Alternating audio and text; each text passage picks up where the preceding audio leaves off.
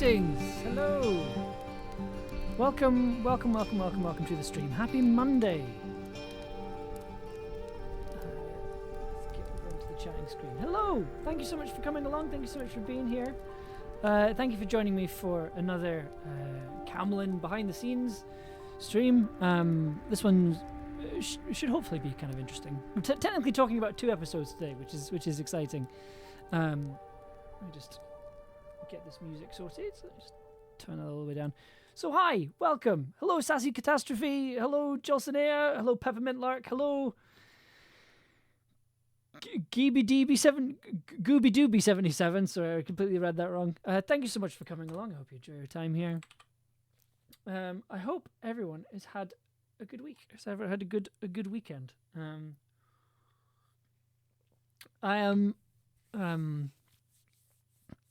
I'm excited that things are. So what about the rotary phone? Okay. I was gonna kind of save this as a thing for later on, but we can do it now. So I have another microphone currently put into my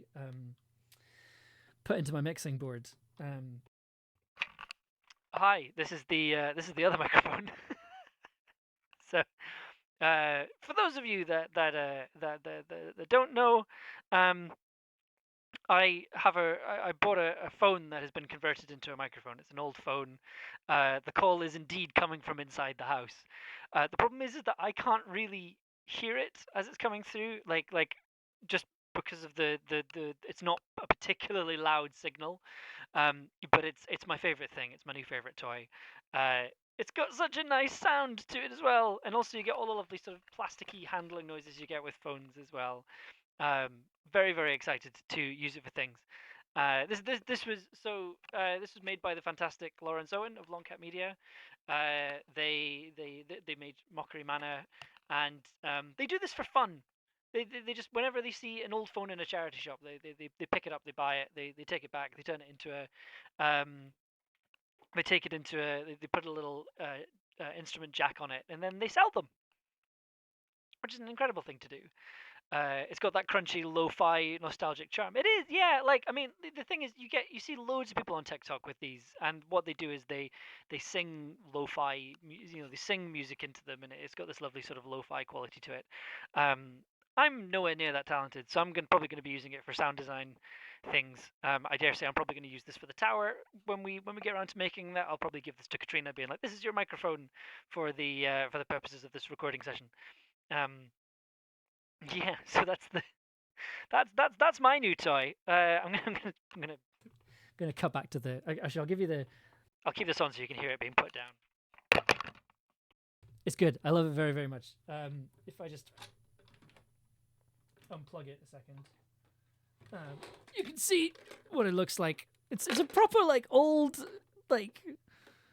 proper old rotary phone. Like, it's got buttons. So it has additional sound design qualities. Got buttons. Got the. Does it still ring like a rotary though? Sadly, it does not ring. It's just like there's no way to send input into it to make it ring. It's just like the earpiece doesn't work either. It is just a microphone. So it's nothing like it doesn't work as a phone, I guess is the point, but it's an amazing, fantastic little microphone to use for things. I was also saying earlier, so it's a dynamic microphone, so I could technically record stuff outside with it, which is interesting. I'm kind of interested in recording some like ambiences through the phone, so like some train sounds or like city sounds and things. Because for the tower, when we were making the tower, a big thing was that we had a lot of sound underneath Katrina's dialogue and under Chris's dialogue and things, and under Pello's dialogue, with the idea being that it's like, rather than just being like a clean voice, there's noise underneath it.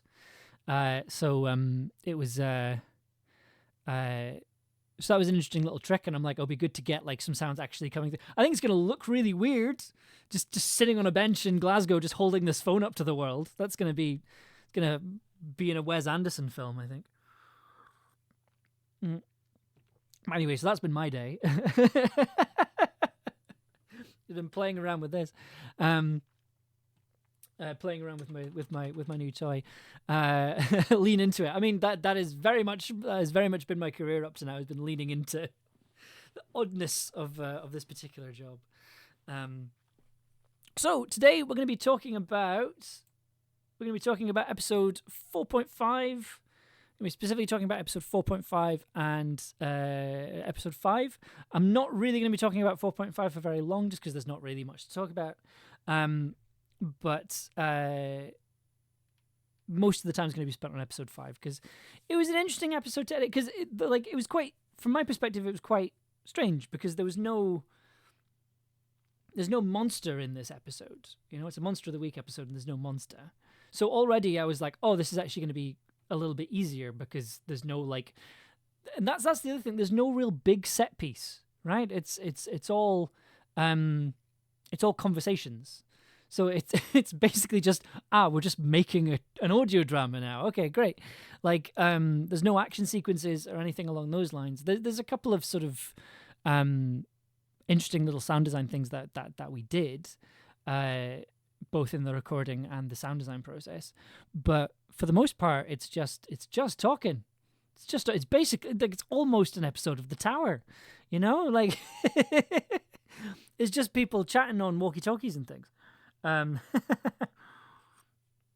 So it's kind of interesting in that regard. I'm not going to play like we've been doing on the sound design streams. I'm not going to play the episode, just because the episode is like half an hour long, and I'm only here for 2 hours, and I'd rather spend that time talking about the episode.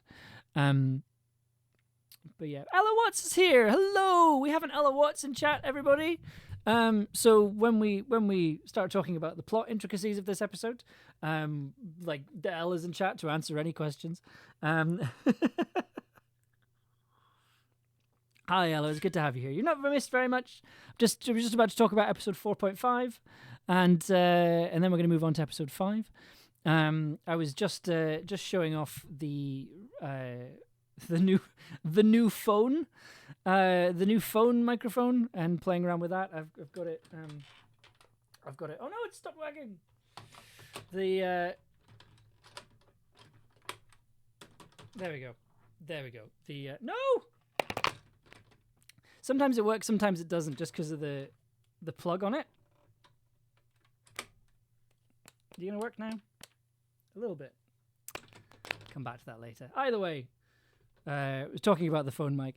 It does work. Just the problem is that it's just like a real landline. That's it. Because it's not been designed. Sometimes the microphone. Sometimes the line input doesn't quite work, but it's fine. It's what you get from using one-off original homemade equipment. Sometimes it's a bit janky. Oh, we're working again? No, still not working. All right, okay. Seems to be if I just. You're not here to see me play around with a phone to try and get it to work. You're here to talk about sound design. We can return to the phone microphone later and see if it's calmed down. You haven't jinxed the phone, I promise. When I first took it out of the box, it didn't work for a while. Just in case of changing cables and moving it around a little bit. Next secret stream is just on the phone mic. I did consider maybe trying to do like just switching to the phone mic and doing it that way, but I imagine that would get annoying after a while. I think maybe for a music stream, we do have a potential. Rabbit Nova Art, thank you very much for the follow. Thank you for being here. I hope you enjoyed the stream. We do have a free square on Wednesday, because we don't have any Camlann stuff to talk about. So I was thinking about maybe doing a good old-fashioned music stream and just making some music live on stream, or doing more of the Radio Scrapbook sample box stuff. I still need to figure that out. But either way, I'm almost certainly going to be using my wonderful phone microphone as a centerpiece. Yeah, it does seem to be when I move it over here. That seems to cut out. I'll fix it later. Either way, so the way episode 4.5, that's what we're here to talk about. So the way we did episode 4.5, in terms of the recording, it was we did initially have Paul do the whole monologue into the walkie-talkie. But the problem with doing that was that you can't. Basically, the walkie-talkie has a built-in thing where if you're holding on to the button for too long, it cuts you off and makes a very loud beeping sound. Clearly, because of the nature of how walkie-talkies work, they don't want you taking up a frequency for a very long amount of time, right? So we kind of figured, right, the way this is going to work is that we're going to have to just record it like a normal monologue, a normal episode, record it like a normal thing, and then do the effects later on. Mysterious is here. Good to see you, Mysterious. We're just talking about episode 4.5, and then we're going to talk about episode 5.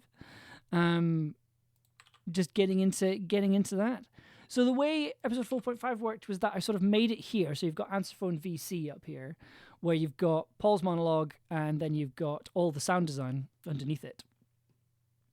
And then over here, Answer Phone over here, this is the final episode. Because what I did was edited the episodes, had it all finished, cut it all together, was happy with it, and then plugged this, which is an FM transmitter, into my interface, and then played it through a radio, and then put a microphone in front of the radio, and then that's how we got the sound.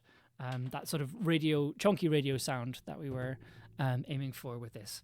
So this is kind of what the clean file sounds like. So this is kind of like what it sounded like before we ran it through a radio.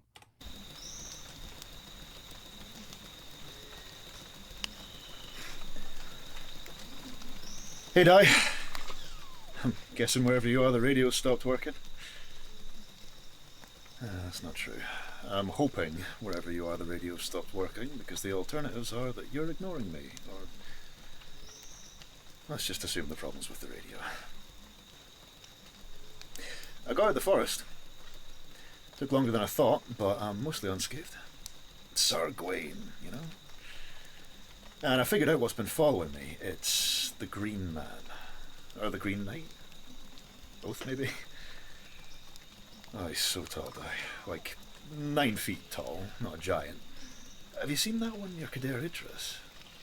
I thought it was a mountain at first. The Green Lad. Nisme, hello. Currently doing a genetics assignment, so this is kind of like body doubling. I love hearing that people use these streams for body doubling. Like, it makes me really happy. Like, it's nice that it's that kind of vibe. That just makes me happy. The Keen Lad. So yeah, like there's not a lot to the sound design. It was most like it's just ambiances. Obviously, the ambiances have to be a lot louder than normal so that they don't get sort of absorbed by the radio. So there wasn't really much to it. What did I use? So we've got some Bolivian jungle. We have Bolivian jungle in the rain. And then later on, we have more Bolivian jungle. Just six tracks of Bolivian jungle ambience underneath.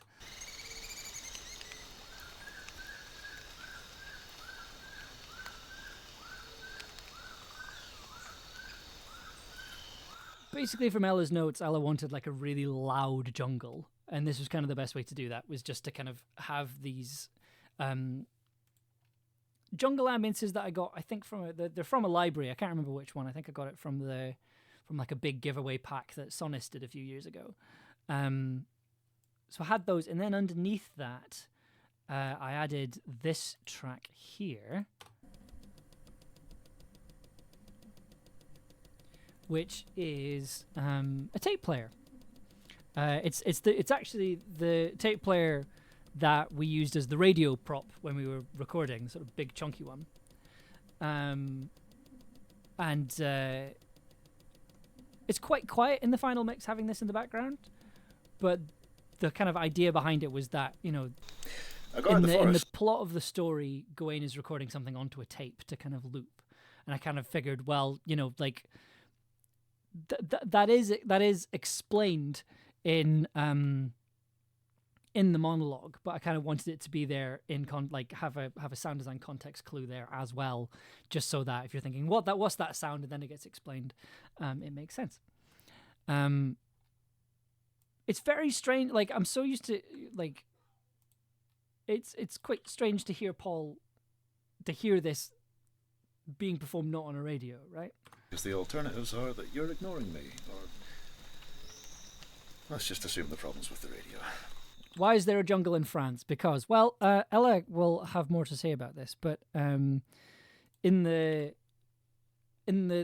world of Camlann, rainforests have appeared. Like there's a mention of the New Forest, as in like a forest that sprang up, when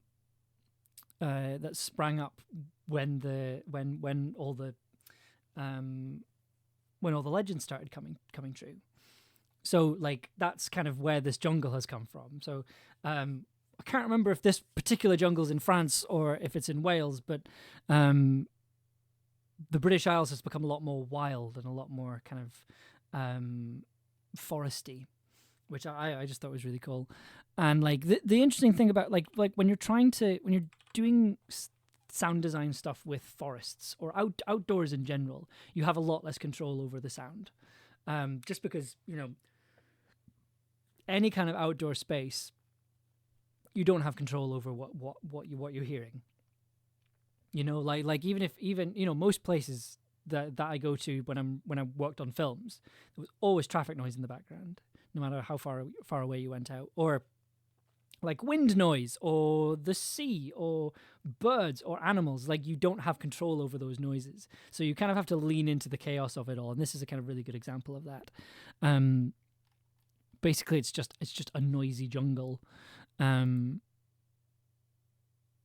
in terms of like the actual monologue, I did very little in terms of, I took out some page turns, but other than that, it's mostly it's all Paul, like all Paul's pacing, Paul's kind of decisions and movements. I think I only used the one take as well, which is great. So I think we recorded it a couple of times, but rather than chopping bits up and putting them back in again, we just kept it as one take, which was marvelous.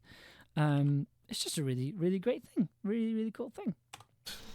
Knowing he might die because it's the brave thing to do. It's the honourable thing to do.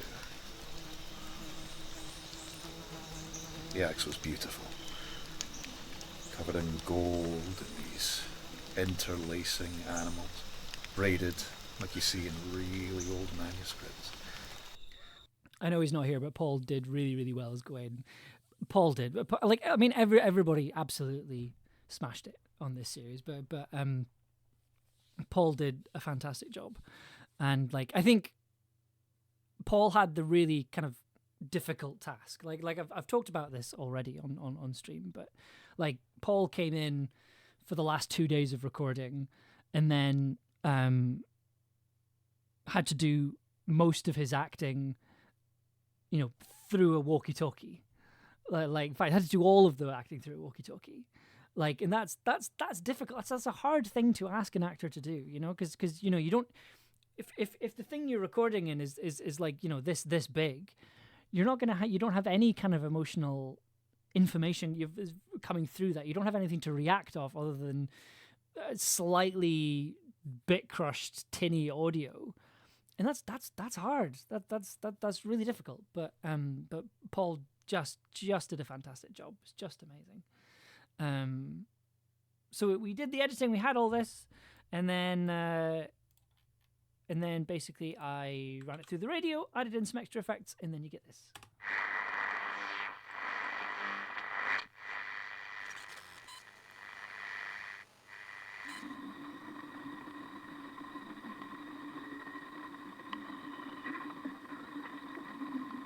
Hey, Dad.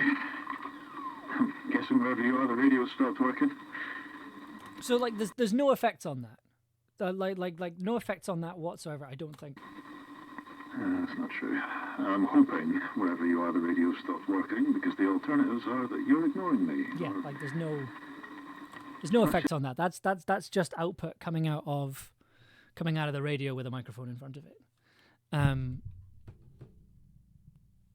it sounds really good. Like for. Hey, Dad. Guessing wherever you are, the radio stopped working. Like the rain sounds a lot more violent, and the jungle sounds are still there, which is really cool. I'm hoping wherever you are, the radio stopped working because the alternatives are that you're ignoring me, or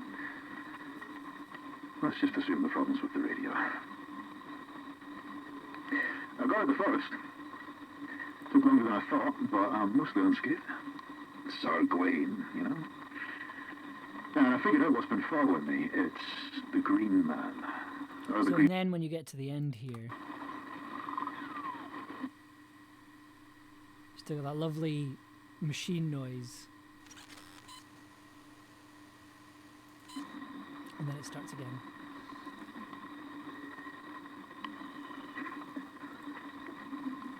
Hey, Dad. I'm guessing wherever you are, the radio stopped working. Like, I think...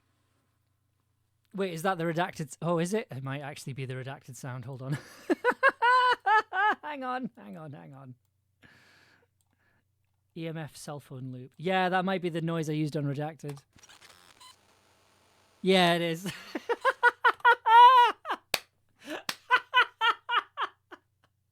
Oh no, I've been caught. Been caught reusing sounds. Oh no.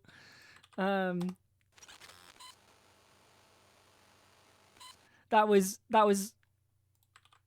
honestly entirely accidental. I know I tend to do these things on purpose a lot, but this time round I didn't. It's not the signature sound for LM. Yeah, that's the when we have the production company. This is what the ident's going to be. It's just going to be this. Yeah, I think it's. Excuse me. Yeah, it's been pitched down an octave. So hang on, if I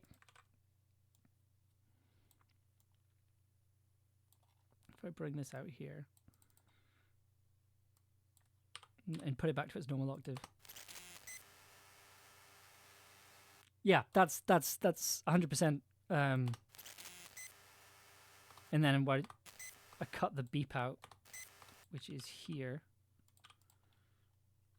and then put it there. Yeah. Yep, that's the Doctor Who redacted sound. Yep, that's my bad.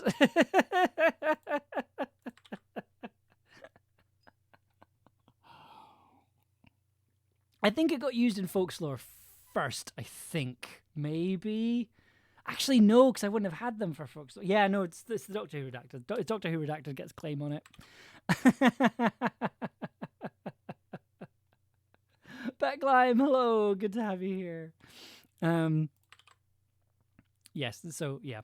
Okay, let's move on to episode 5. So, like, in the grand scheme of the series, there's still, like, for all I said, it's, you know, it was a relatively, in terms of the rest of the stuff that happens in the series, you know, there's no monster in this episode. It's genuinely all conversations.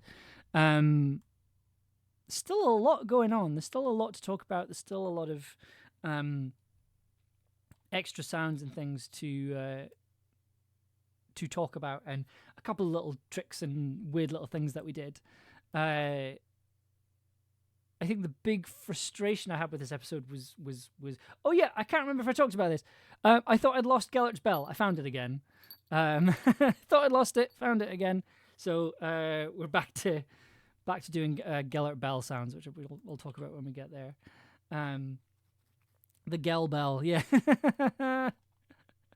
Basically, lost it. Basically, it had fallen down the back of the keyboard. So when I was cleaning my desk, I came across it, which is good.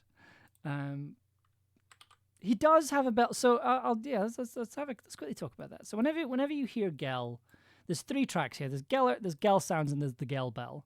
So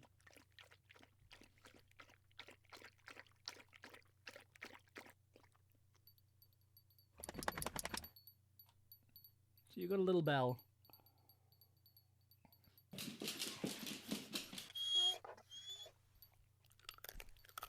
So basically, that's just kind of there just to make Gell a bit more present and get to give Gell a bit more of a. So rather than just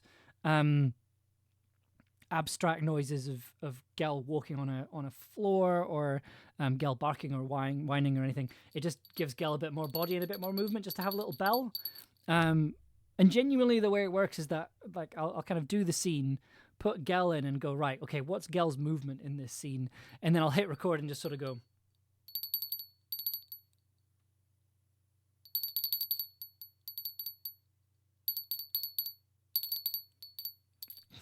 Like if you listen to the track on its own.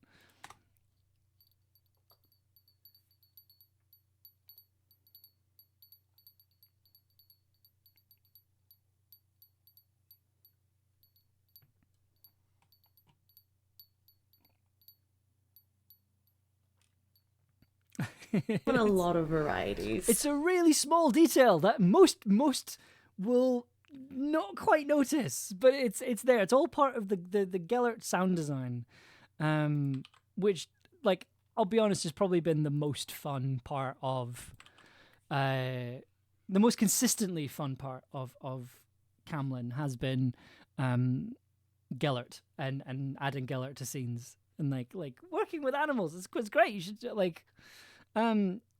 it just adds an extra layer of dynamics to every scene that they're in. I will say, however, though, that on more than one occasion I've done an export of an entire episode being like, right, time to send this off for notes, and then gone, oh wait, there's like 2 or 3 scenes here where Gellert's just not there.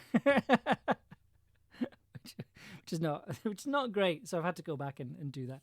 Great until you have to do their footsteps in a bath. Yes, I mean, to be fair, that wasn't Gel's fault. That was, I had to do Gel, I had to do Gellert, I had to do people running in a bath, running through water, and then I also had to do, a horse.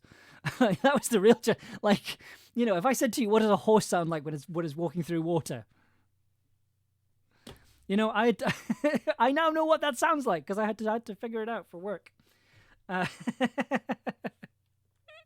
I enjoy doing the Gellert sound design very, very much. Amber plays Gel. Yeah, that's basically, yeah. Okay, so episode 5, Splishy Splashy. Yeah, I mean, I'm trying to do we have? I'm trying to think where it would be. Did I put these on a separate track? I don't think I did. Sorry. That's just barking, isn't it? Probably best. Trying to remember where it would have been.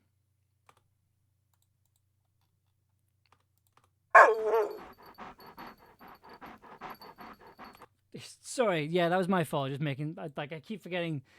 Like, I turned the volume up to play a quiet sound and then forgot to turn it back down again when I put everything else on. Right, what happened? Why is the bed?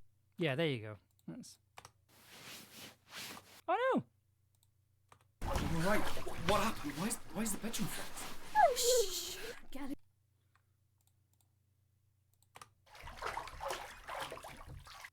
There you go. that's me clumping around my bath, in the name of sound design. Oh, is it still a thing? Into the fire. Gwen. There we go. So, first scene. The ambience is slightly different, but it's still the delightful campfire that you know and love.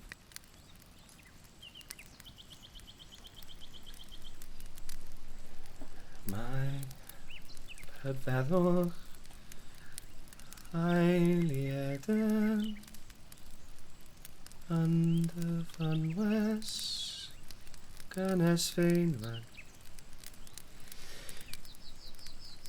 Fwy'n gariadus Lewis Lawen Seren sy'n Lwyddi'r claw.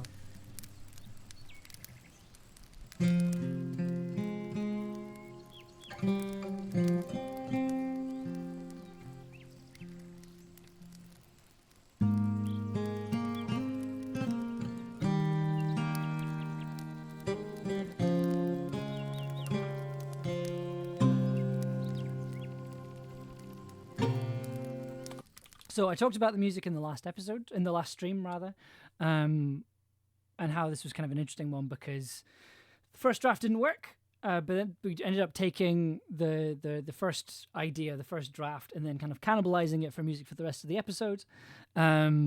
So you know, I think you can go back and watch that. No, don't watch it now. Like keep watching, but you can watch it later. Yeah, I really love the music for this episode. Like it's big and it's brash and it's also very atmospheric. And also Alessa's violin is just beautiful all the way through. Seriously though, what reason is there to be brave? Bravery is what makes people climb over the trenches. Bravery is what they say leaves corpses on top of Everest. Bravery is what sees people burning up in car crashes and train crashes and plane crashes. Bravery sees an astronaut into space and never lets her come down. It's almost stupid, self-destructive instinct. So what's the point? We're explorers. I don't mean conquerors, I don't mean liars, I don't mean mass murderers discovering inhabited continents and giving them different names. I mean people in the Pacific Islands building boats. It's the violin. I mean looking at the stars. I mean leaving home and seeing where the wind takes you.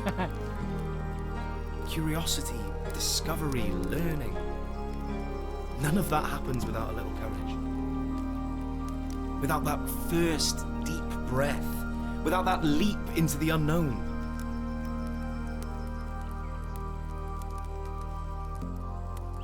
But not everyone survives the landing. Amber's always slaying with the score. I feel like I'm taking less credit for this episode because Alessa's violin did a lot. Alessa just generally did a lot with this episode, which was marvelous. Yeah, I think I've got. Is this working again? Are you working? Oh yes, it's working again. The phones are back online, everybody. We're back online with the phones. I think it just got tangled in a cable, and that seems to upset it. It's a very sensitive microphone. Microphone phone. What are we calling it? The microphone phone or the phone microphone? It needs a name. I haven't named this yet. Okay. Sorry, I just love it very much. I'm going to keep coming back to it. I'm going to keep playing around with it. Okay.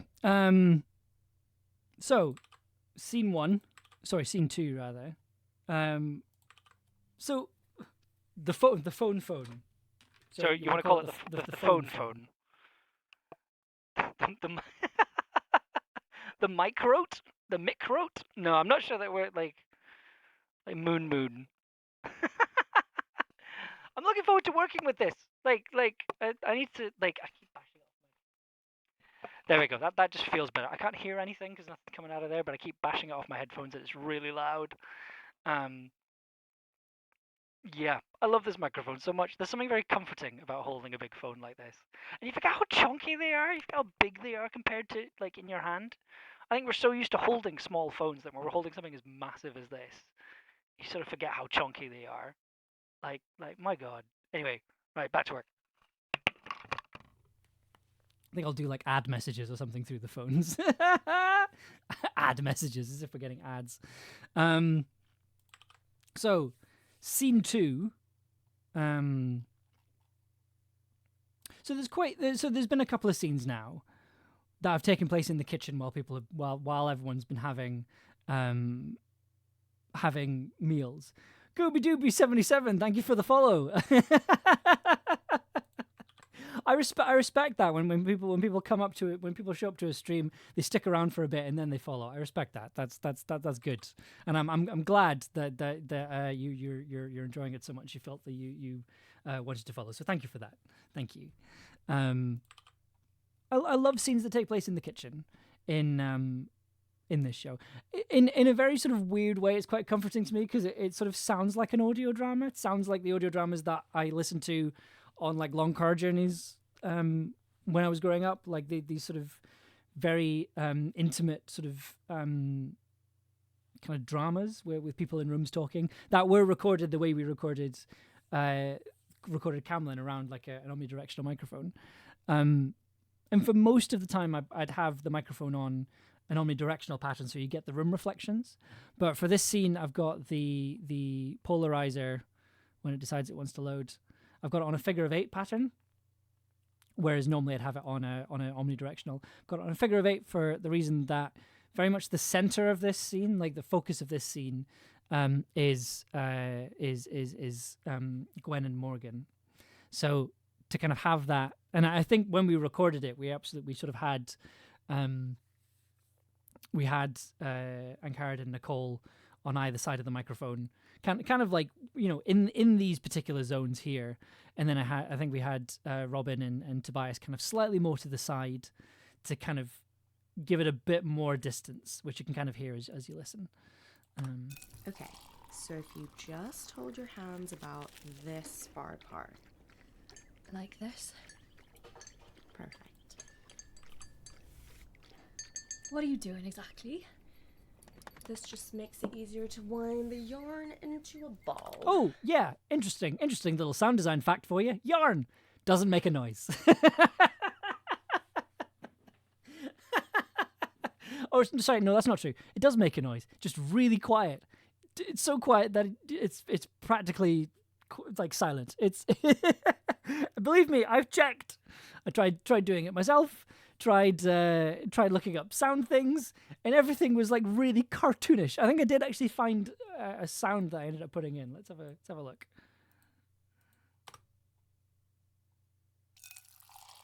In my head, I was like, "Ooh, knitting needles, click, that'll be good." You see, I was like, right, you know, knitting needles, great. But then, no, this is preparing the yarn before the knitting. Because initially there was the sound of knitting needles in here. But then I kind of went, oh, wait, no, this is not how it works. This is the bit before the knitting. Hang on, let's see if I can find it.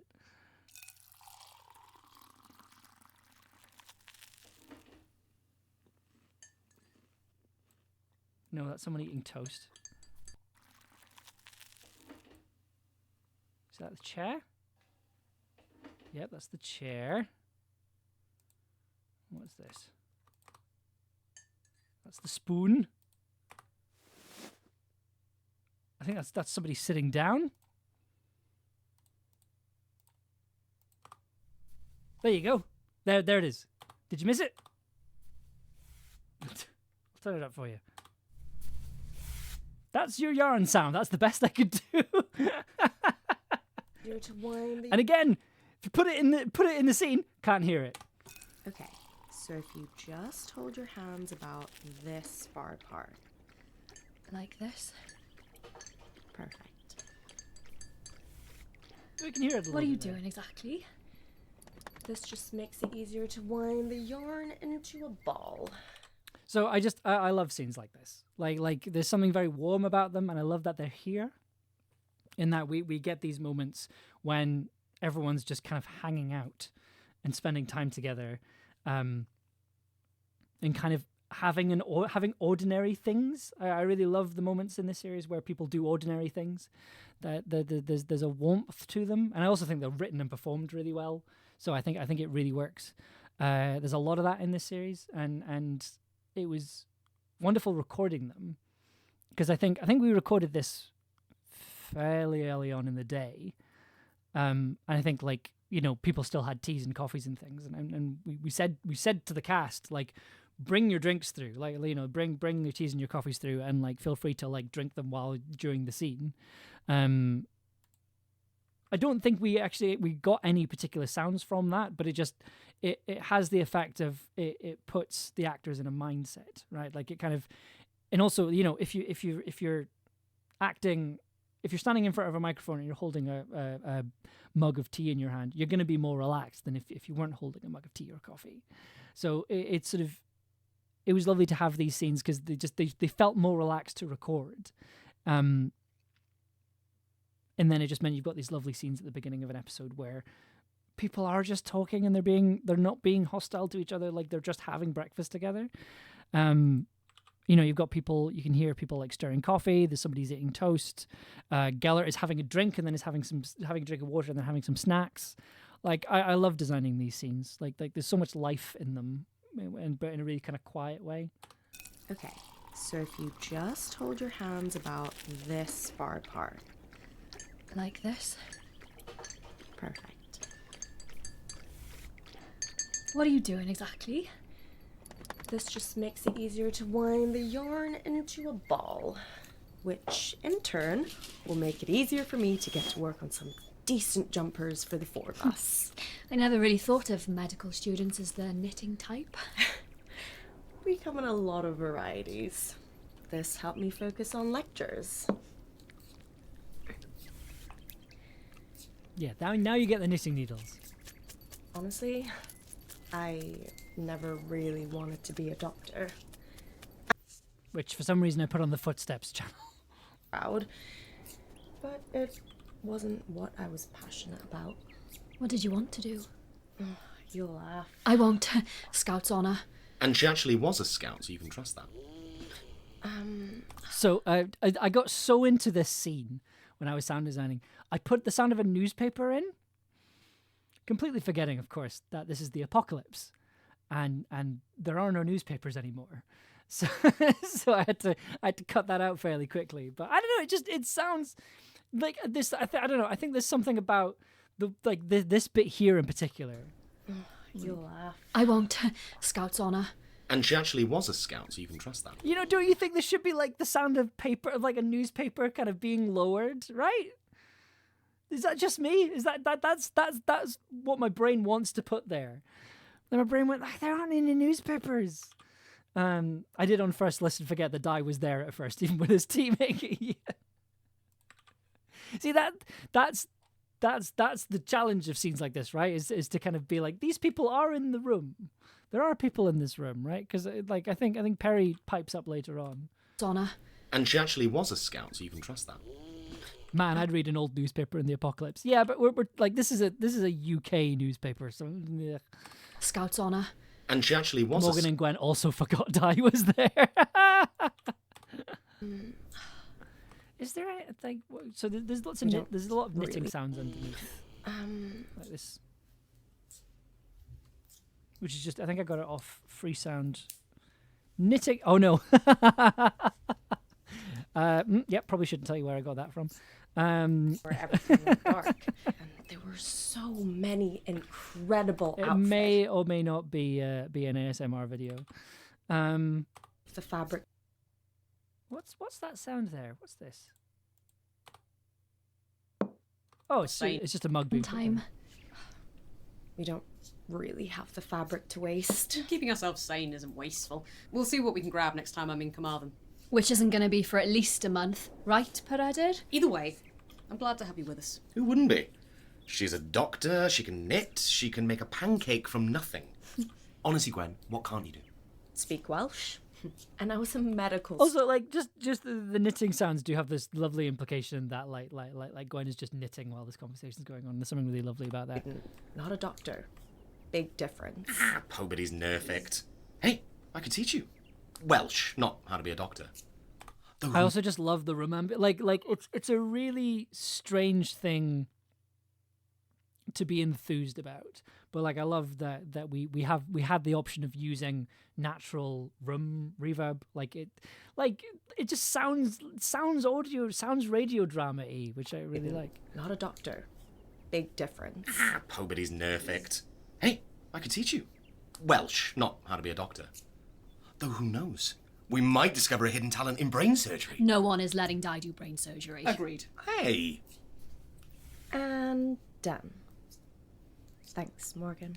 Yeah, no worries. Okay, time to have a look at this. Di? I think I was just trying. What was that?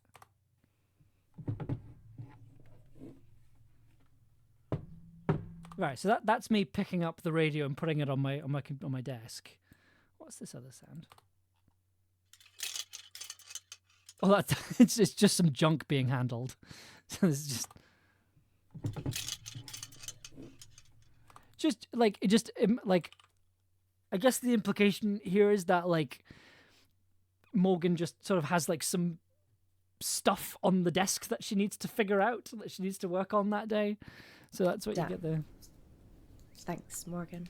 Yeah, no worries. Okay, time to have a look at this. Di, did you have a fist fight with the radio? No! Yes, so that's the other thing that happens here. So as we transition into this next bit with Morgan looking at the radio, the polar pattern changes. So you look at it here. Die? Did you have a fist fight with the radio? No. But Perry said there was a boobach running about. In the studio down the hill. So I have. basically, as the scene moves away from Gwen and Morgan, the microphone polar pattern becomes omnidirectional again. So it means that it captures it captures the whole of the room, and it becomes an ensemble again. So you get that room ambience, but then you can hear everybody going through the room ambience. So it's kind of like going from a sort of a two shot to a wide, if you want it in sort of film terms. Die? So you've got your two Did shot. you have a fist fight with the radio? To a wide shot. No. But Perry said there was a boobach running about. In the studio down the hill. I haven't seen it in the cottage yet. How's it look? The damage is mostly superficial. Just give me a minute. What is that? Actually, can I just take... No, you don't. I've nearly got it.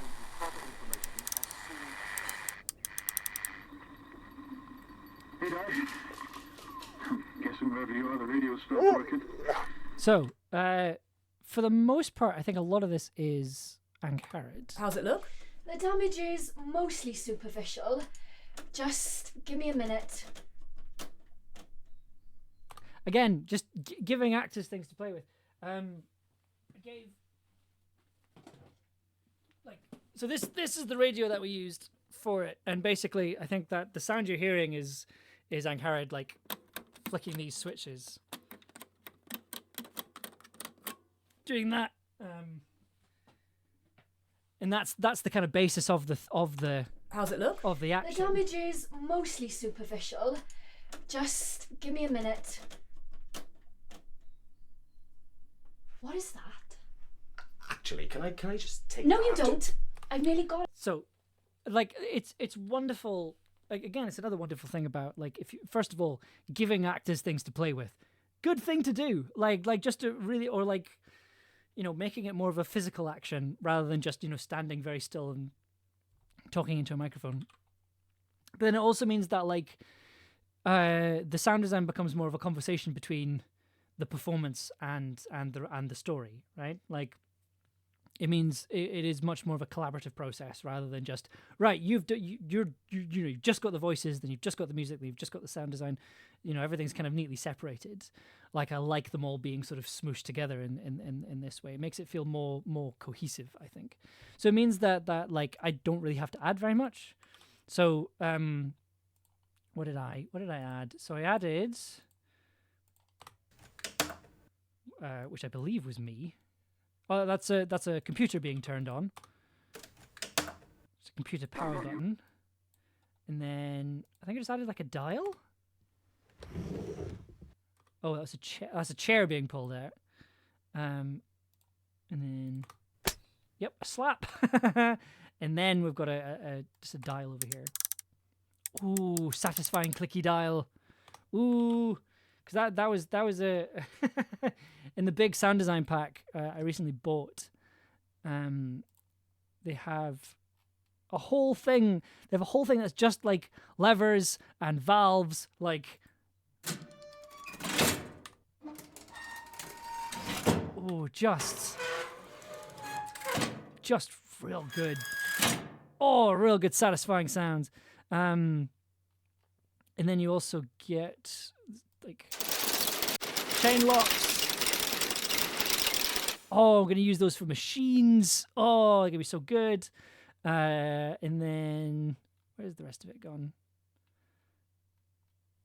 There's loads of different dials.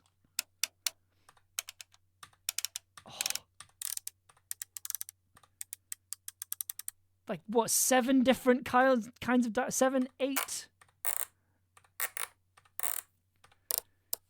12 different kinds of dial. I live for this stuff. This is great. And then there's loads of different like switch. I think it was switches as well. Where have they gone? More lever, like lamp switches. Ooh. Oh, hell yeah. And then small buttons. Oh, I love it. It's great. So I used a dial here. But if you kind of smash all these sounds together, right? So this is the stuff that I added.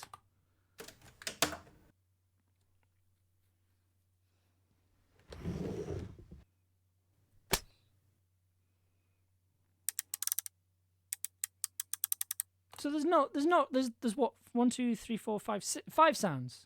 5 sounds there. But then if you add that to what Ankarad is doing up here. Give me a minute. What is that? Actually, can I just take? No, you don't. I've nearly got it. It's just like it feels alive, even just with the addition of like a couple of different sounds, even before you add the sort of the actual radio sounds in. Give me a minute. What is that? Actually, can I just take? No, you don't. I've nearly got it. By the way, I had a lot of fun with this slap here. I used like punch sounds at one point by accident. It sounded very funny. No, you don't. I've nearly got it.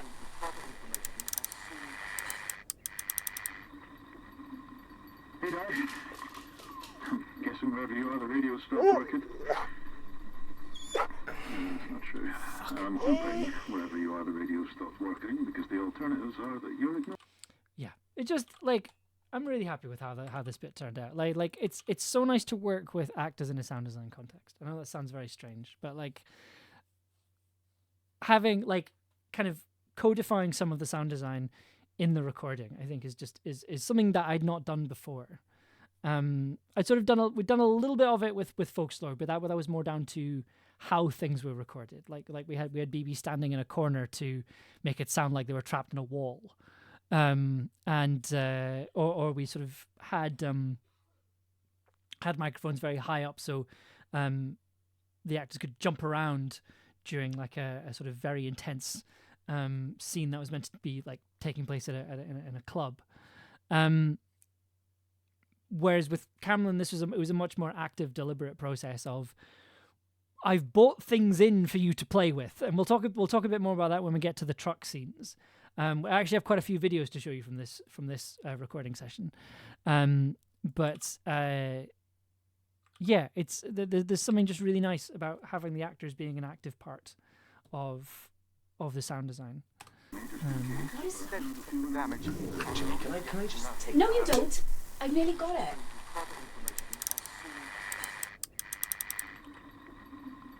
Hey, Dad. Guessing wherever you are, the radio stopped working. So, I got to have a lot of fun with Gel in this episode, and I'll talk more about it when we get to different things. But like, I had a lot of fun with like Gel reacting to stuff, and I was thinking like, well, how would Gel react to hearing Gwen's voice? And it's sort of this sort of like interested, but also like concerned of like, ooh, hang on. The radio stopped working. That's not true. I'm hoping wherever you are. I don't know if that's concern for Di or if it's for Gwen. Hoping wherever you are, the radio stopped working because the alternatives are that you're ignoring me, or. And then we go into the opening time. Let's just assume the problem's with the radio.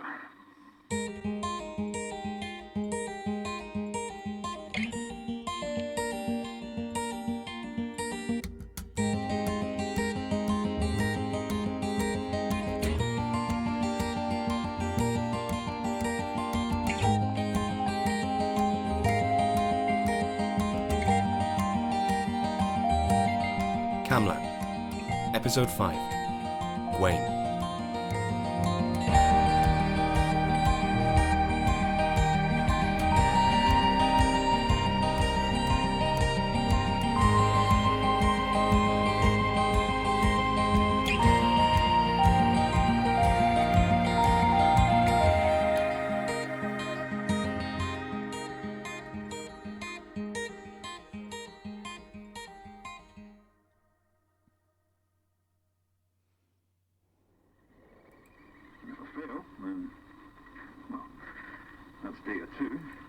So, like, my kind of hope with episode 5, right, is so, like, you know, you have we released episode 4.5 as like a sort of surprise extra bonus episode, right?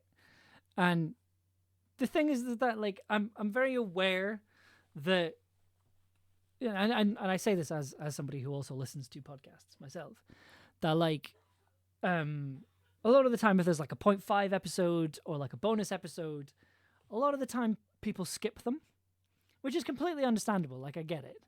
But I like the idea that if you skipped 4.5 and went straight to 5, you'd sort of start hearing this and then go, oh, wait, hang on, I've missed something, and then go back and listen to 4.5. We did see a small spike in episode 4.5 downloads after 5 was released, which I thought was very funny. So yeah, I just thought that was fun. If I fail, then, well,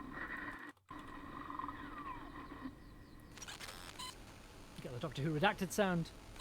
That's Gawain being redacted.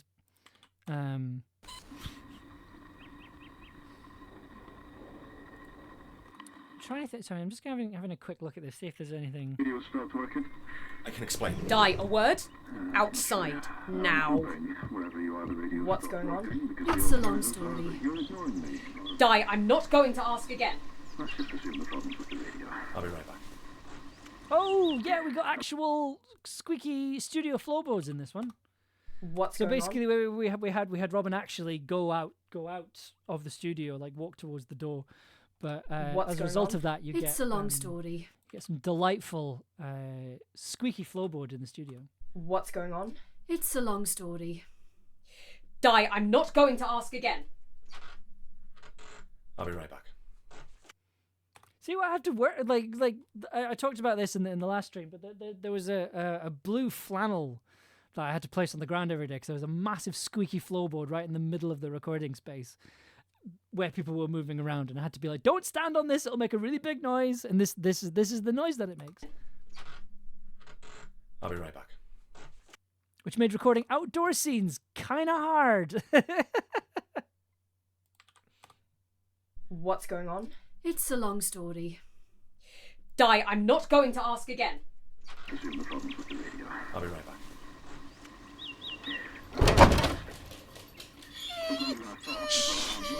It's okay, Gel. Should we go after them? Best not to get in the middle of it. In the middle of what? Does this have something to do with Arthur and the Knights?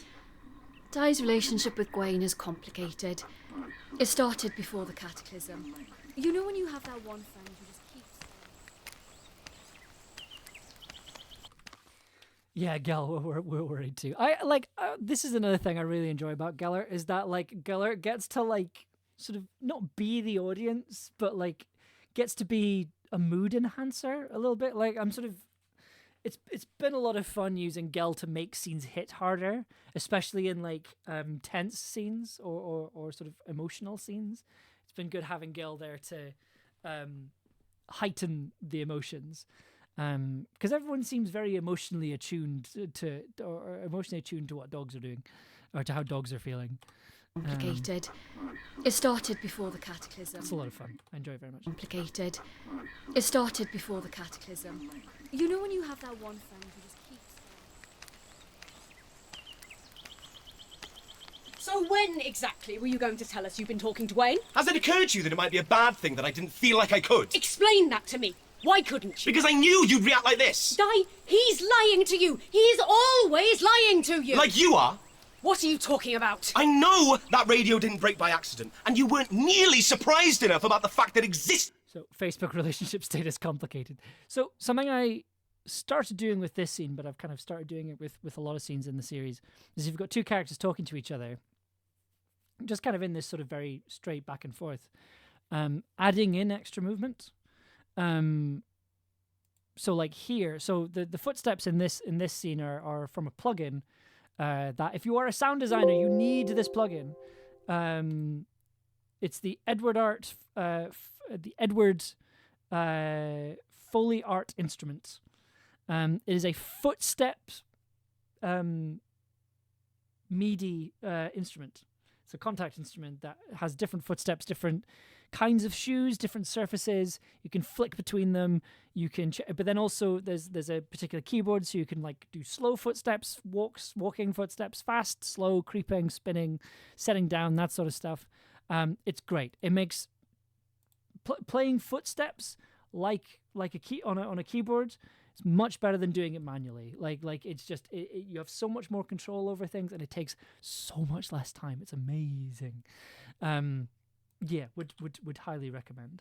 Like what I'm wanting to do with with the footstep samples that I have, like the one shots, is turn them into like a custom sampler instrument. Just so I can play. It's much easier for me to play them, like this, than it is to like manually try and place them. It's so fiddly. Like it's why people hate footsteps so much. But this makes it slightly easier because if you look at the MIDI here, like it's. When you.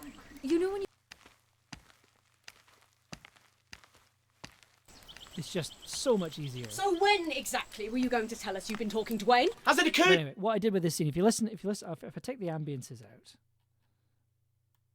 you can kind of hear it a bit better. But you can sort of using footsteps to punctuate certain points of the narrative. He's always lying to you! Like you are? What are you talking about? I know that radio didn't break by accident, and you weren't. Okay, I'm going to quickly turn this down a little bit. Actually, no, the best way to do that is doing it this way.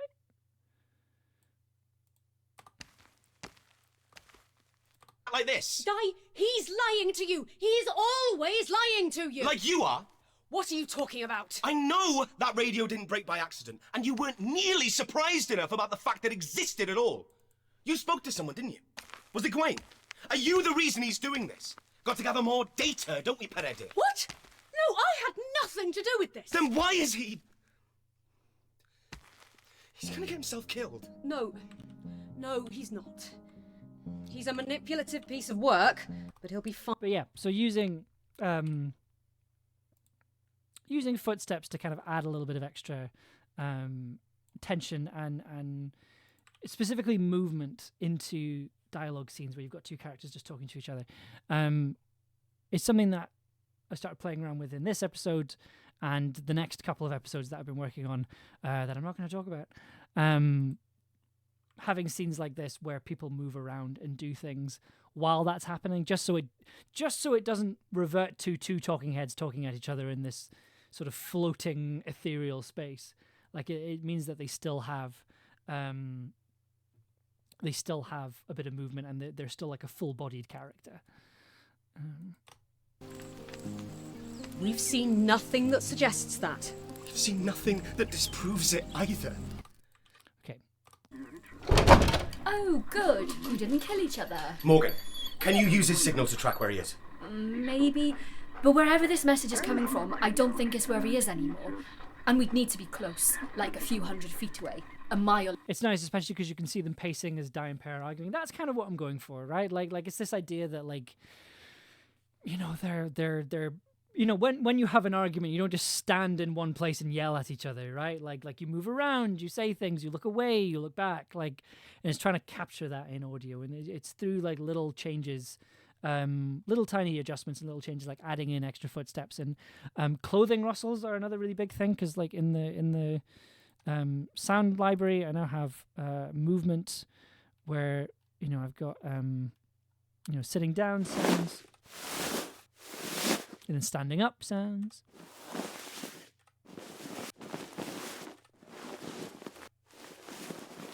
And just using these to to be able to communicate movement. Fabric rustles. Yes, exactly. Like there's loads and loads of fabric rustles now. Yeah, like it's quite intense.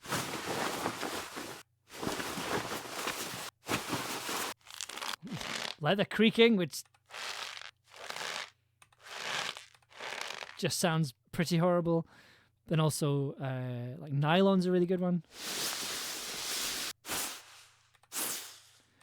And the thing is, like on their own, they sound really intense. But then when you like dial them down, and you put them under stuff, it becomes a lot more subtle. It's a creaky old bridge. Yeah, yeah, absolutely. Like this was like a rope slides. Ooh. Ooh, I've got saddle sounds. Ooh. I haven't had a proper opportunity to dive into all the sounds I've downloaded. So this is.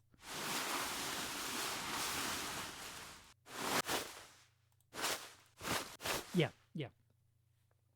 Non-binary Mossman, hello, good to see you. Ooh, that's a good sound. It is, isn't it? Like,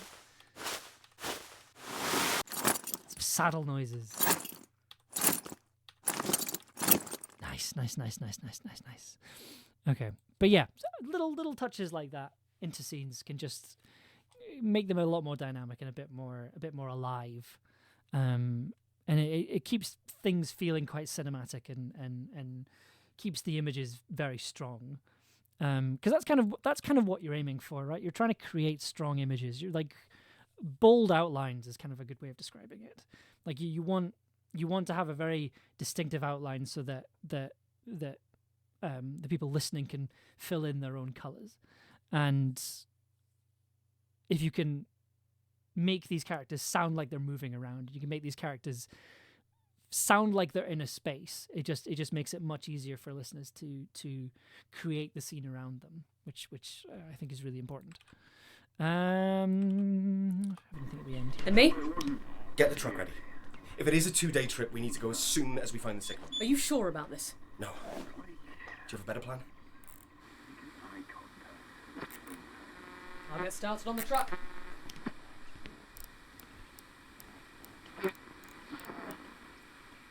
So the thing is, right, these radio sounds, they sound like they're from a library. They're not. I made them. I didn't realize this. I thought I'd got these from a library, but no, I'd recorded them myself. I'll get started on the truck.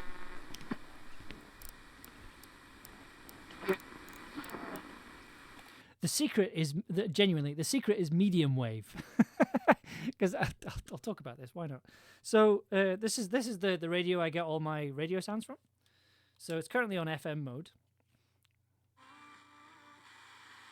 So this is what FM noise sounds like.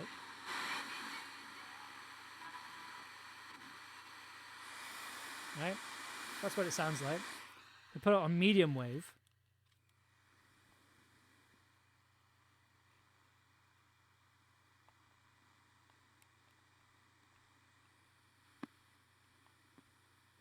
I'm not getting anything. This is on long wave. I came from L. So you get a much more My hair was crazy. distinctive sound when you're flicking through frequencies. It's not a very good demonstration, sadly. But like when you're fiddling around with a radio, like the way to kind of do it is to genuinely just flick all the switches and see what works. Like, you know, this goes between FM, medium wave, and long wave. Each of them has their own distinctive noises, and it's fun to play around with them. And then you get interesting sounds. On a good day, you get interesting sounds like this one. I'll get started on the truck.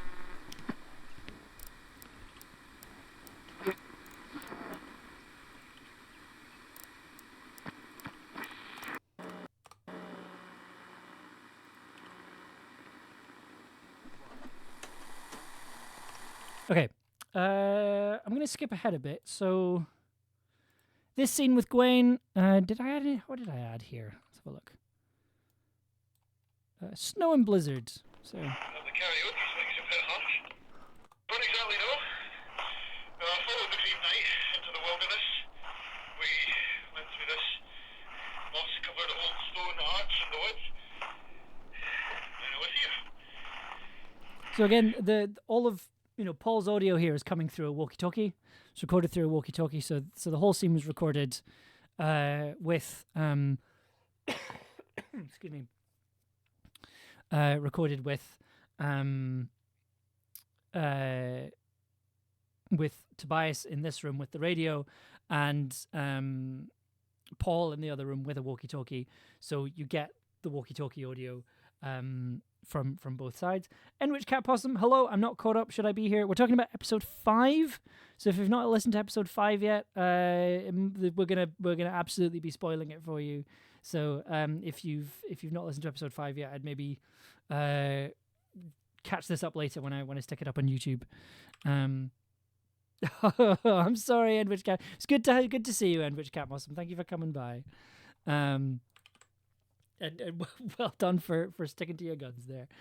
But yeah, this is just snowy footsteps. I think I put under here. And obviously, there's a knot coming through the radio. But what I did was I ran it through Chip Crusher, and that's running through a specific encoder that's used on phones like this, and so you get that specific lovely kind of crunchy bit crushy sound,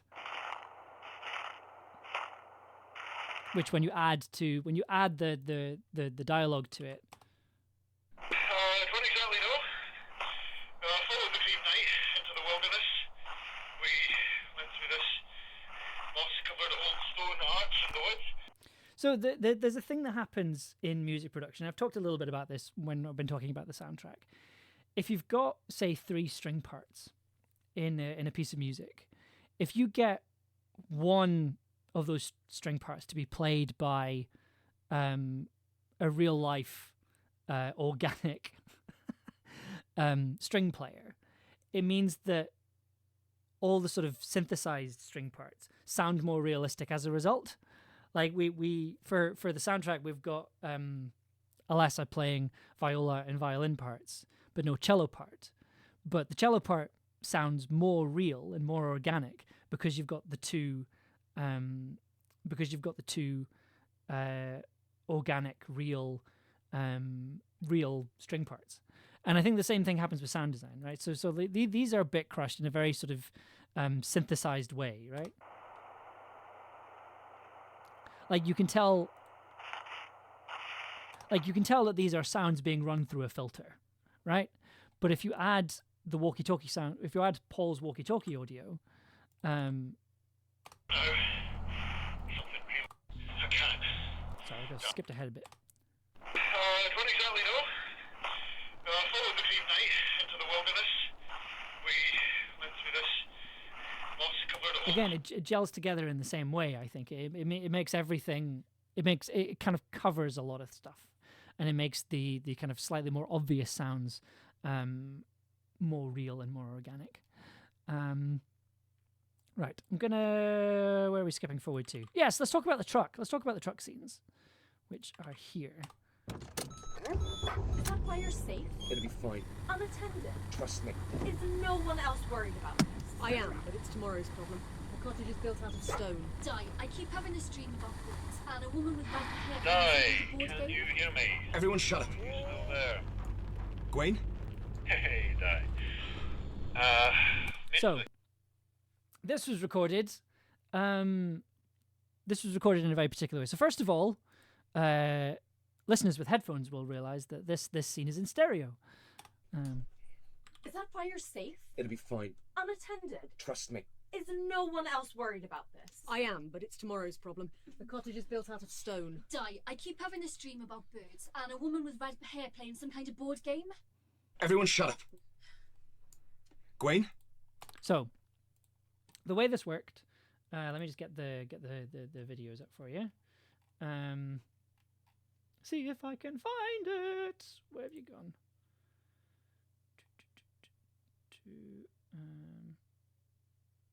That's episode 4.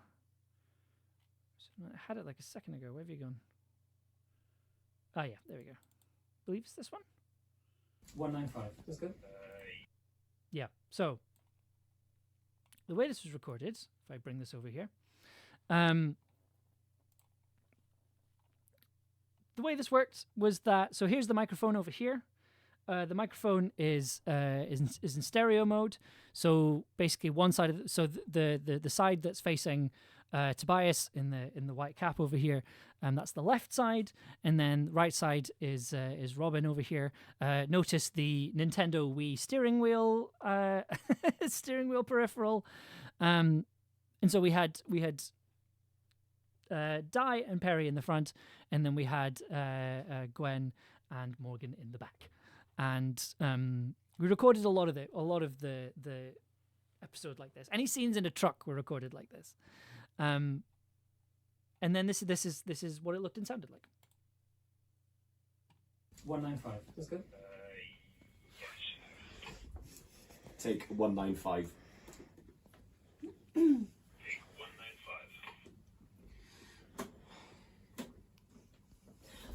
Is that fire safe? They'll be fine. Unattended? Trust me. Is no one else worried about this? I am, but it's tomorrow's problem. The cottage is built of stone. Di, I keep having this dream about birds and a woman with red hair playing some kind of board game. Go for your line, Paul. Di, can you hear me? Are you still there? Everyone shut up! Gwen? Hey, Di. Made it to the castle. Is this... Yeah, so that's how that particular scene was recorded. There's a couple of more videos that I'm going to show while we're on here.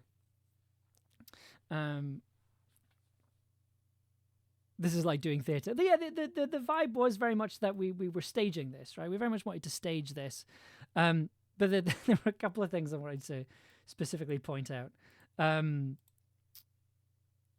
Audio theatre, exactly. That's very much what we were trying to go for, and like again, giving actors stuff. Like I also take note that Geller is in the scene. Like Hobbs is in between. Hobbs is in the back with with Gwen and Morgan. Hobbs was there, and like you can sort of just see. Is that fire safe? They'll be fine. See Harrod Unattended. like keeping Geller. Trust me. Is no one company, else which I really worried like. about this? I am, Um, but it's tomorrow's problem. The cottage is built of stone. Di, And yeah, I love how Nicole flops back on the sofa like it's a real car. Yeah, I love that. It's great. I love it very, very much. Yeah. I keep having this dream about birds and a woman with red hair playing some kind of board game. Also, to give you context, Paul's in another room at the other end of the walkie-talkie, so that's why there's a pause Go for your line, Paul. where like Tobias has to like cue Paul in basically because Paul couldn't hear what was going on. But yeah, it was really cool. I'm glad we got to do that, and you know you can hear the results with all the extra sound design added in. Is that fire safe? It'll be fine. Unattended? Trust me. Is no one else worried about this? I am, but it's tomorrow's problem. The cottage is built out of stone. Di, I keep The vibe I was trying to go for here with like the reason why it was recorded that way is that like I kind of wanted to have this idea that like the listener was in the car with everyone, and like by having things in stereo it kind of made things sound a bit more cramped and a bit more kind of closed in, because if you listen to the like you know you can hear Tobias very clearly in one ear, you can hear Robin very clearly in the other, and then you've kind of got this enveloping sound. Is that fire safe? It'll be fine. Unattended? Trust me. Is no one else worried about this? I am, but it's tomorrow's problem. The cottage is built out of stone. Di, I keep having this dream about birds and a woman with red hair Di, playing some kind of board can game. you hear me? Everyone shut up. You still there? Gwen? Hey, Di.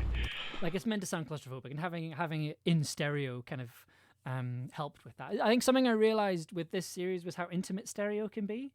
That was something that I'd never really realized until we started, you know, messing around with it. I always assumed that stereo was for sort of big scenes, big wide open scenes, but I think a big lesson from this series was realizing that like you can use stereo to create intimacy as well, and that was the big lesson that I took from the recording sessions, at least. One of the many lessons I took from the recording sessions. The real question is when we can expect the Camlann spin-off of The Adventures of Geller and Poppy. We'll get to Poppy later. So, like, she hasn't appeared in the episodes, in the recordings yet, but so, like, to give you a, to kind of give you, to tee this up, first day of recording, Poppy gets sick. We have to take her to the vet. She gets given some medication.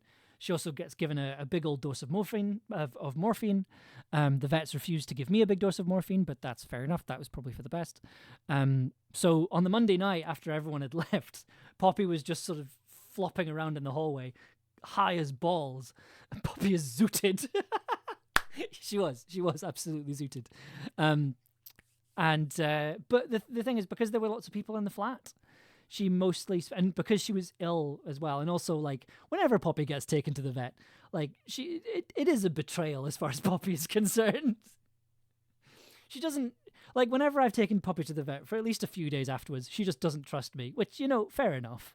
You know, if you know, if we were living together and you picked me up and put me in a box and took me to a place for somebody to stick needles in me, I wouldn't want to talk to you either for a bit. So that's understandable. So it kind of worked out okay, because it meant like for most of the recording, Poppy just stayed out of our way. Like she was still sociable in the evenings. Like she still came out because Ella was staying with us. She still came out to say hello and was still very affectionate with us afterwards and in the evenings. She went to keep Ella company while she was sleeping, which is like whenever anyone sleeps in the living room, Poppy will be like, a friend. But anyway, towards the end of the week, towards the end of the recording sessions, Poppy stopped being scared of everyone and started like meowing really loudly during takes, and it got quite annoying. But we'll get there when we get to the later episodes. You'll get to enjoy Poppy giving her opinions of giving her opinions of the recording process. Good. Because I thought I was about to freeze to death. Are they people or phenomena? Honestly, don't know. I mean, Poppy will sing us the song of her people. As is her God-given right.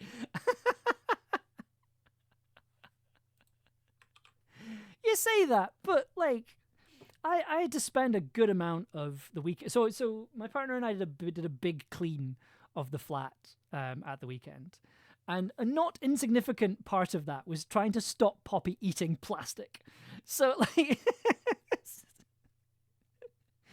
You know, she's supposed to be this sort of like arch predator, but like we have to work very hard to make sure that she just doesn't eat plastic and throws up. Like it's just. Anyway, I'm not hitting. No, we're not. I'm not getting into.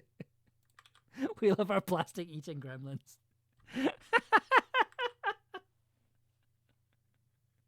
Okay. Wait. Focus. right. Sorry. They're definitely performing It's a Poppy's story. world. We're just living in it. Why is there Gel sounds? Is there like?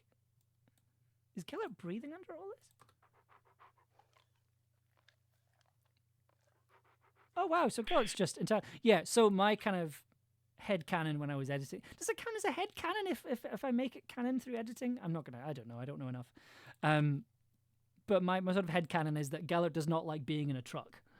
Like I sort of took the there's a book called I think War for the Oaks, and there's a character in that's like that's a dog that's been transformed into a human, and they don't like being in cars. Like they end up buying a motorcycle and riding around on a motorcycle because they're like, this is so much better. And I kind of took that as inspiration for Gellert's attitude to being in a car as well. So.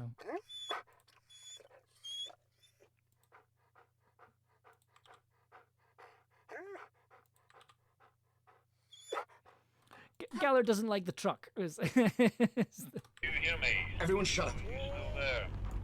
Gwen? Hey, Di. Skip ahead a little bit more. Is this the beach scene? Yes, it is.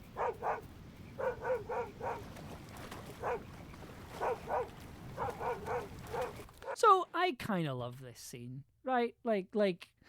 I really love this. Like, it's an opportunity for us to be somewhere else in the world, and also like I think it's a lovely scene between Morgan and Di, and I think it's a lovely scene between Gwen and Perry as well. Yeah, I really love. Geller is in the cab of the truck, or like in the bed with his head through the back window. Gel's in the cab. Right, I think in the script, Gel was meant to be in the back, but I was just like, I'm not leaving my boy out in the cold. Like, so the way, like, I know Gel's really big, but like the way I kind of had it is very much like what you saw in the video, right? Where you've got you've got Di and Perry in the front, and then you've got Gwen and Morgan in the back, and Gellert's sort of like across them to a certain extent. But then Gil gets to run around on the beach, barking at frogs.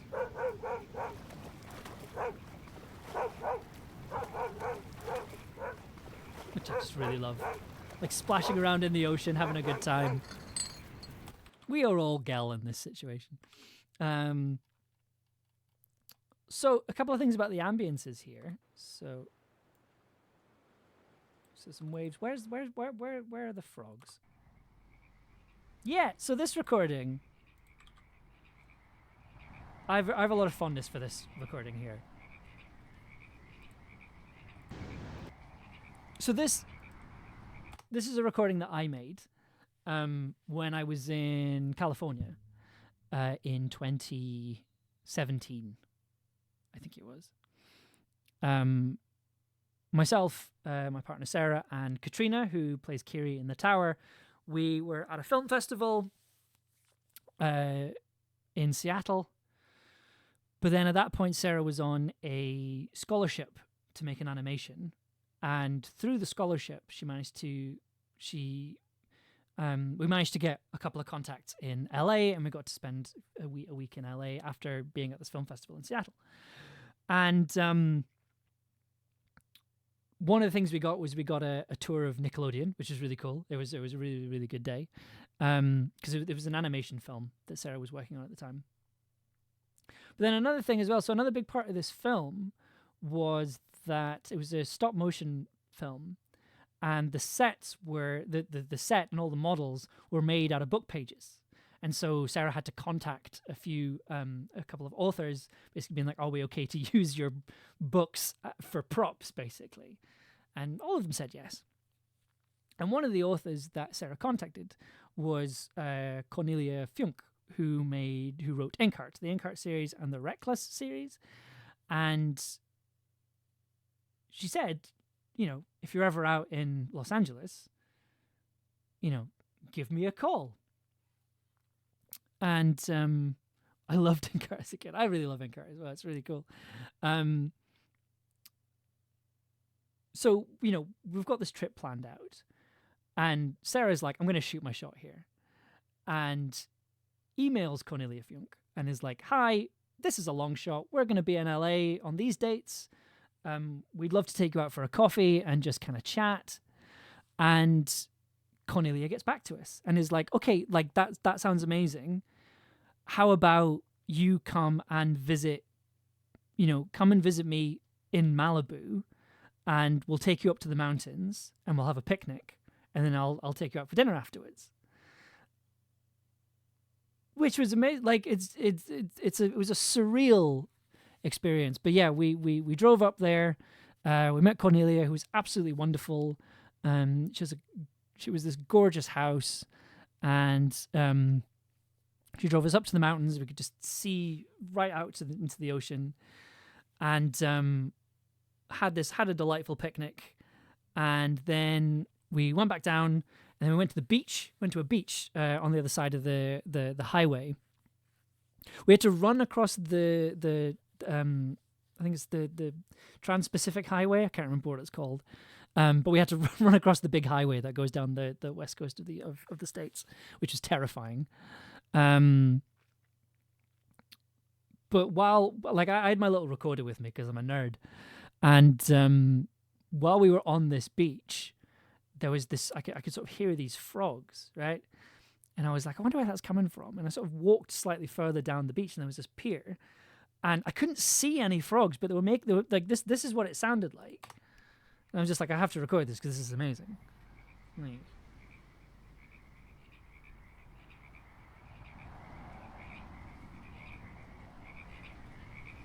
you can sort of hear the picnic conversation in the background.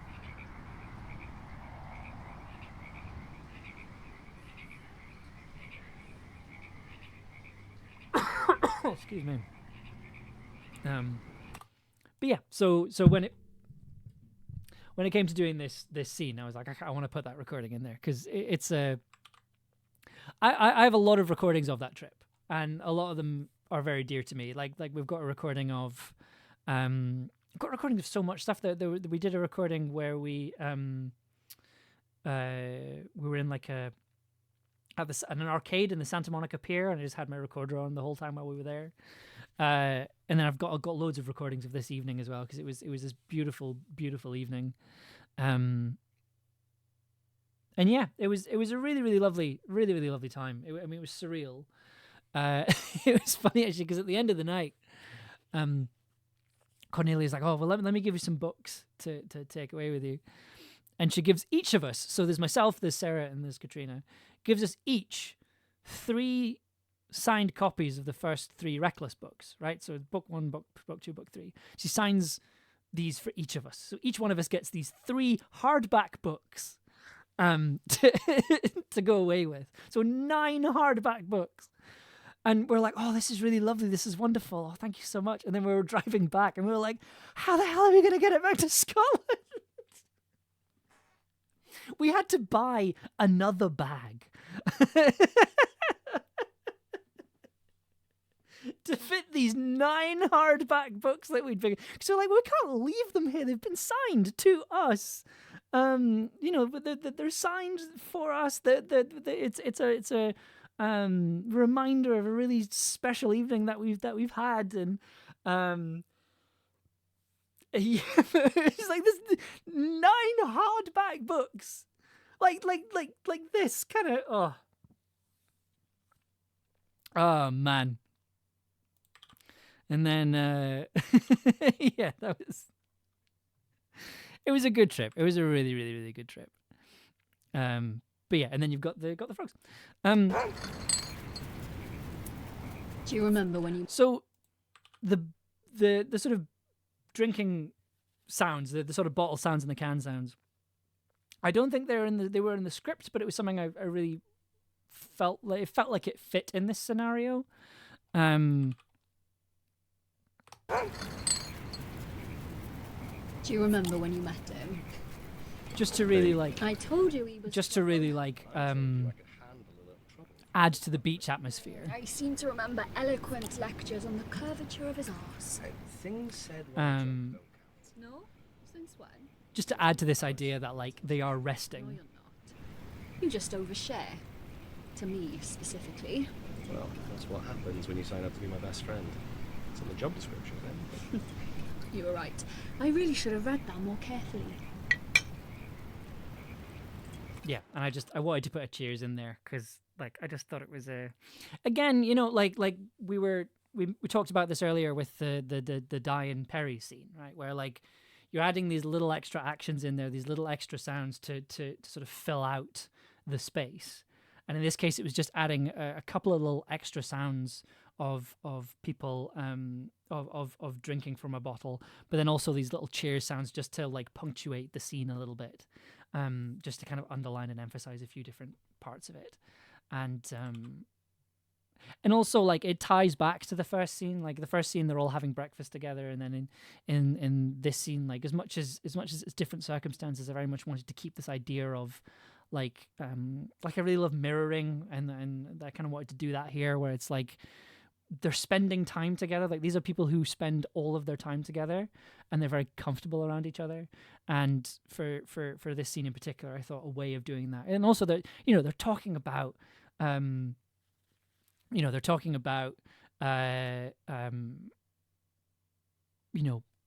past, and they're feeling nostalgic and they're feeling reflective, and yeah, I thought, well, let's give them a drink while they're doing that.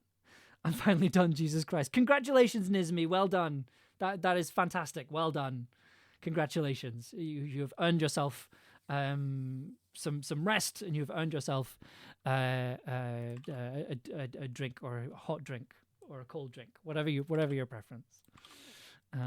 Fantastic. Well done. Carefully.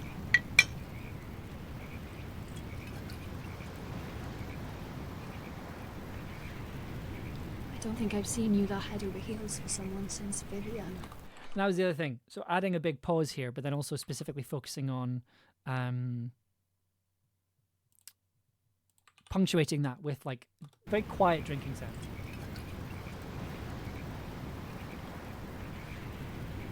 I don't think I've seen you that head over heels for someone since Vivian.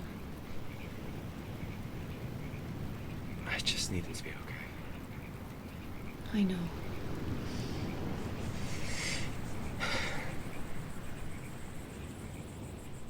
There is no way we're driving to France. There's no ferries left. And besides, we'd have to get past Bristol, your nights, and London to get to the right side of the country. I know. So what are we doing? So, the challenge of this scene was Robin making effort sounds. There is no way we're driving to France. There's no ferries left. And besides, we'd have to get past Bristol, your nights, and London to get to the right side of the country. I know. So what are we doing? Making Di feel better. So it was trying to come up with sounds that complemented that. There is no way we're driving to France. There's no ferries left. And besides, we'd have to get past Bristol, your nights, and London to get to the right side of the country. I know. So what are we doing? Making Di feel better. So initially it was like much heavier. It was like boxes and barrels and stuff. And then I realized that didn't make any kind of sense. So I swapped it out for bag sounds and more like checking supplies and putting them back on the truck and stuff like that, rather than lifting bags and boxes and things. Dr. Lou, hello, Lou. Good to have you here. I'm late due to currently being in Edinburgh. Oh, I'm so sorry to hear that. Due to being at a work conference. Well, if you have any free time, it'd be good to see you. Drop me a message. Right, where were we? Right, I'm going to just kind of skip to the final scene because there's a lot to talk about with this final scene here. A lot happens, and we made some decisions when it came to doing the sound design and doing the edit here. So I think we give it a listen, and then I'll talk about what we did for it. So this is the last scene. It's been 3 days. We know. We can't just drive in circles forever. We know. There's literally nothing we can do. It's going to be okay, Di. The story has a happy ending, right? This isn't a story. I know, but I'm just... I'm sorry, that wasn't fair. It's okay. I get it. Ready? Let's do this. Calling all stupid, brainwashed, self-sacrificing idiots who've chosen to involve themselves in my life. Aye? I'm here. Where are you? I'm in some kind of ruin. A chapel, I think. It's next to this huge green cave. The cave is framing everything, like a stained glass window made of moss and stone. How are we getting this signal? Oh god. Queen? I can see it. Let's see what? Chopping block. No, absolutely not. Turn around right now. I shall wave westwards. Alex is right next to it. I'll wave back. Looks even bigger than last time. It really is beautiful. The gold is so bright in the snow. Gwaine, listen to me. Did you get the sash? The snow's getting so deep. It's time. Please don't do this. Di. Listen. You're kind of the best thing that's ever happened to me. And I'm not just saying that because the sex was amazing. Everyone can hear you. Figured. Di, I'm sorry. I'm so sorry. You deserve better than someone like me stringing you along once he figures out how to be a grown-up. I don't care. I forgive you. You should. I didn't even think about whether I was hurting you. You just seemed so untouchable, like nothing could bring you down. By the time I realised what I was doing, it was too late to take back all the hurt it caused. What if I don't want you to take it back? I loved you, you know. Really did.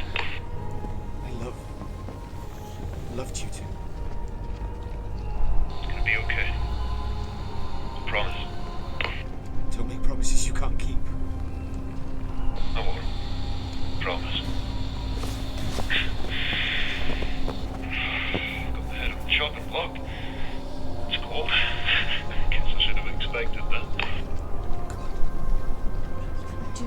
Just listen. Catch snowflakes on the tongue. It's not bad. As last acts go. Well, I imagined that it could be worse. Nosta, dai. Caruti.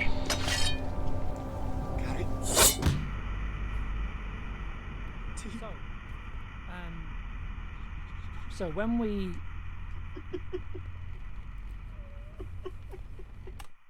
so in the first cut of that scene, a lot of the sound design wasn't there, right? So it was just the truck ambience, radio, and then it was only at the end you sort of heard the axe swing, and like clean as it was there, and then you'd get the end.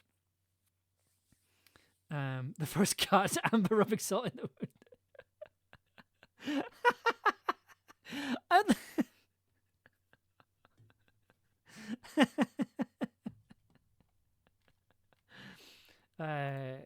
Amber, are you also the vocal cut editor? I am. So the series was recorded here in this very room that you can only see a little bit of, and then I did the vocal. So the way I do audio drama edits for stuff like this is that I kind of do the vocal cut and the sound design at the same time. So it means it's more kind of integrated. I don't so it means I do the vocal cut. Like, it's something that I kind of started doing when I was, when I started making audio drama. I didn't realize that vocal cuts were a thing, so I just assumed it was all done at the same time. But there are a couple of episodes where I've not done the vocal edits for this series, and I'll talk about that. I'll talk about them when we get there. But for the most part, yes. Because also as well, because everything was recorded on one microphone, everything was recorded on one microphone that, like, we could change the polar pattern of after recording. It meant that, like, the vocal cut was a much bigger part of the sound design process as well, because it was kind of like, well, what do we want we had more control over what the voices sounded like after we'd recorded them, which was basically was the magic trick that made this show, that made the sound of this show, was realizing that we could record it on one quite expensive microphone, and then just use that.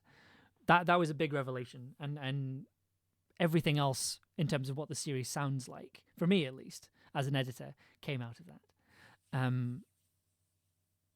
So I think, like, ideally I would have liked to have had somebody else do the vocal cuts, but because we were recording in a way that I hadn't experienced before. We were recording with we were recording with an untested microphone. We were recording in a way that I was unfamiliar with. I kind of was like, I kind of need to figure this out before I can, foist it on somebody else and say, this is how I want you to do this. Because I didn't know at that point. I knew vocal cuts were a separate thing, but was doing it all myself.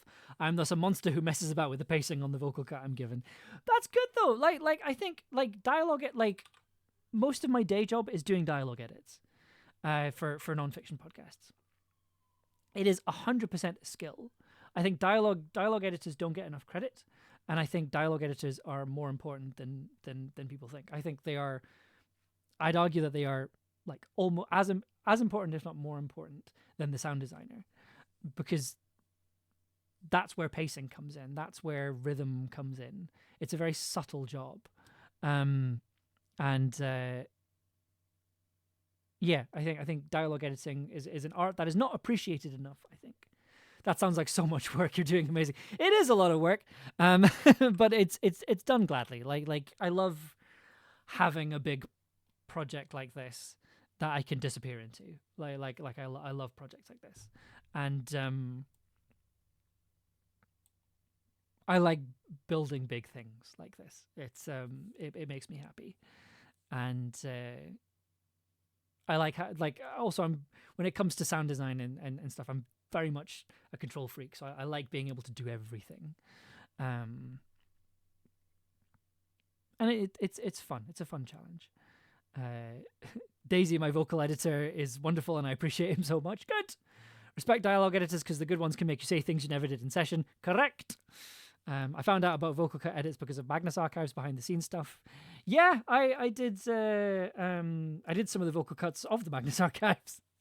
Only like 2 or 3 different episodes, and it was one person dialogue editing, really easy. Today I learned vocal cut editors are a thing. Yeah, dialogue editors, underappreciated in the industry. So in the first edition of this scene, we didn't have any of the external sound design, and it was something we talked about because we were kind of like, it's not landing the way it's presented right now. And I think, like, I kind of said, okay, here's an idea. What if, while the scene is going on, we start bringing in the sounds of where Gawain is? So it's sort of like almost taking these 2 scenes and sort of merging them together slightly.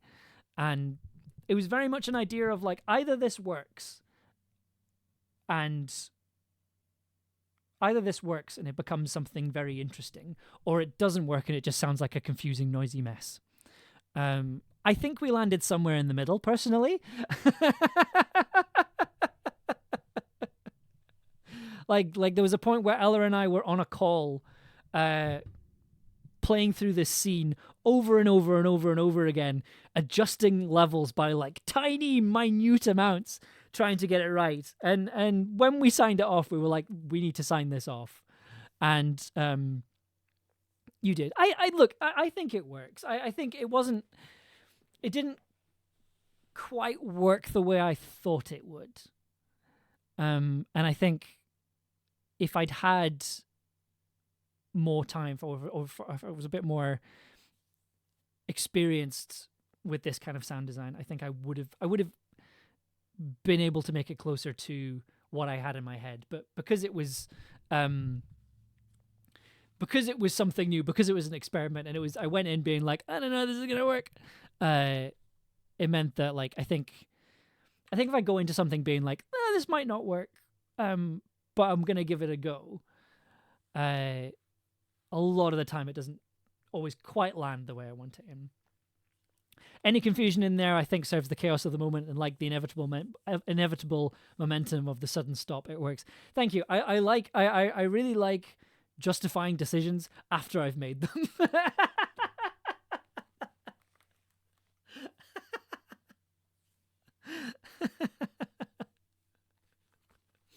I love making a decision. I love making something, and then they're like, "Why does it sound like that?" And then going, "Oh, well, it's because of this and this, and not because I was on a deadline."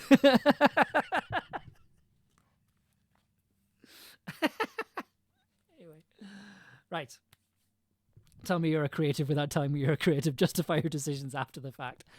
100%. I always forget edits are a thing. I'm so impressed with people for being so articulate. I can't tell you how many interviews I've artfully cut to make a response more concise. That's most of my day job, is doing that. Nothing ventured, nothing gawained.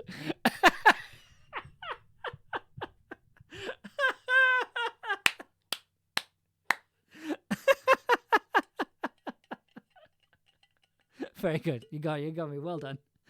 Well done.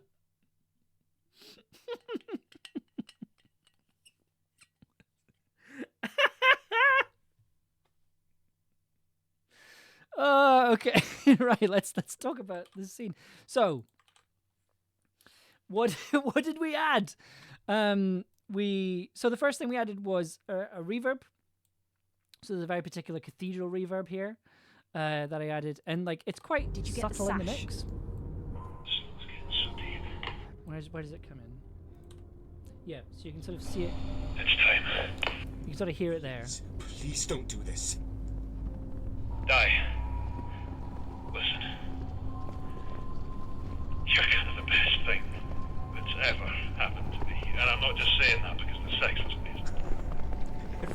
hear you. Weird. I am sorry. So we need to talk about the birds. So let me solo this and turn this off. So this is the right. So I need to quickly. How do I do this? What's the best way to do this? Yes, let's mute all these. So, yeah.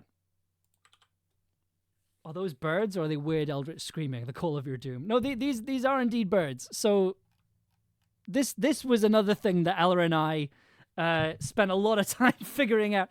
So the main one is you have a goshawk here.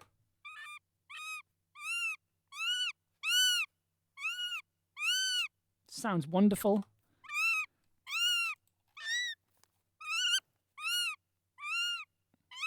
Because then when you add the reverb to it,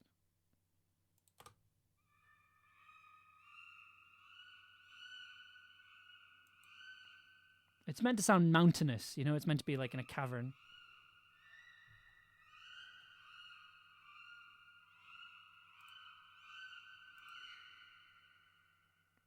So that's number one. So number two over here is it's a duet between a bald eagle and a tawny eagle, right? So here's the thing. I wonder if I can find the sound in here. Yeah, so here is the thing about bald eagles specifically. Bald eagles do not sound the way you think they do, right? Everyone thinks they've got that bit like, ah sound. They don't. They sound like ducks, right? If I play this.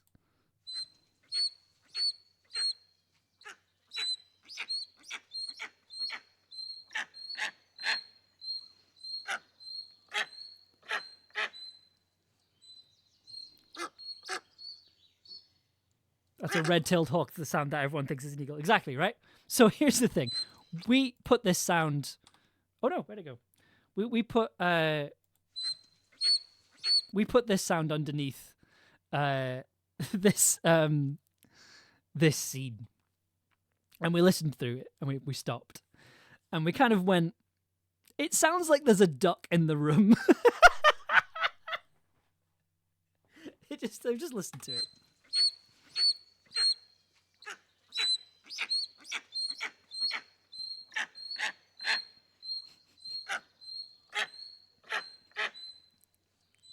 Because the thing is, if you don't know that's an eagle, like, because initially it didn't have the reverb on it either.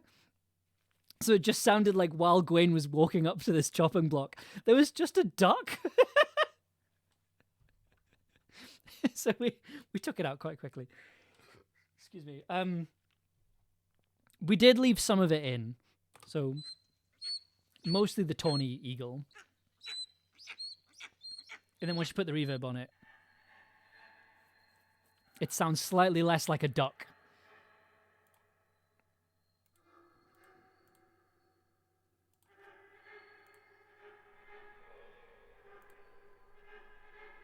Yeah, and it was just going between those two different sounds. Really? Other sounds that we added. So we added blizzard sounds here. It was like a dripping kind of cave sound, which I really liked. Eldritch duck.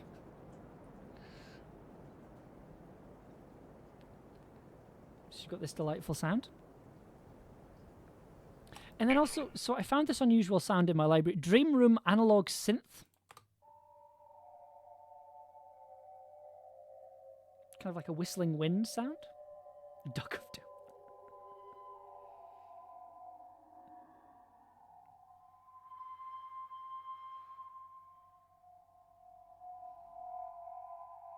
Surely the Mallard of Doom, right? Is that...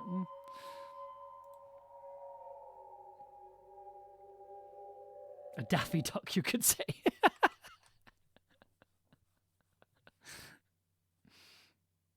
So you've got this. So if you put these two sounds together, you do get a kind of whistling wind, kind of.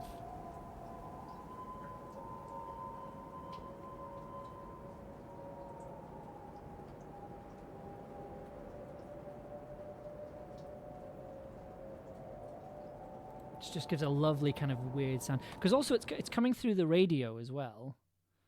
Over here. Let me just turn these off so you can hear it coming through the radio.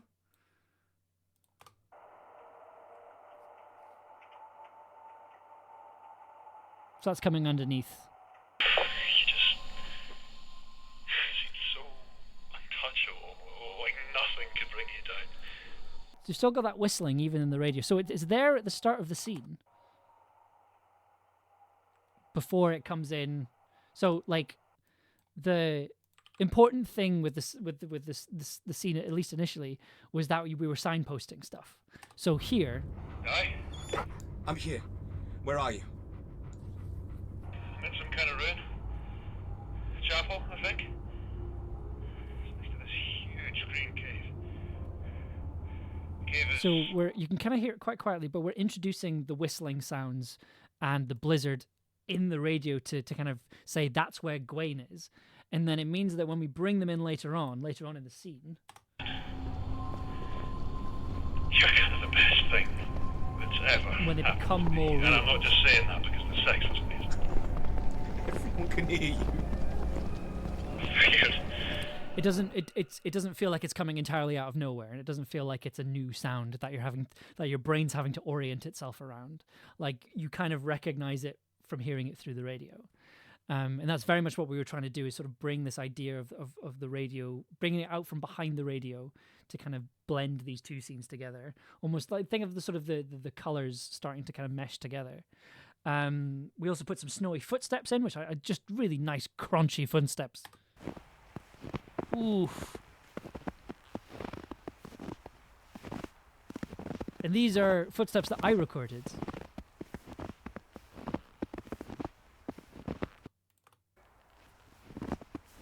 So there was one day where it snowed really heavily, and I was like, "Oh my god, there's so much snow!" Ran outside with my microphone, like hat, scarf, gloves, microphone, mic pack. Just spent longer than I should have, like clumping around the garden, getting these footsteps. Ooh, just delicious. Delicious is the right word.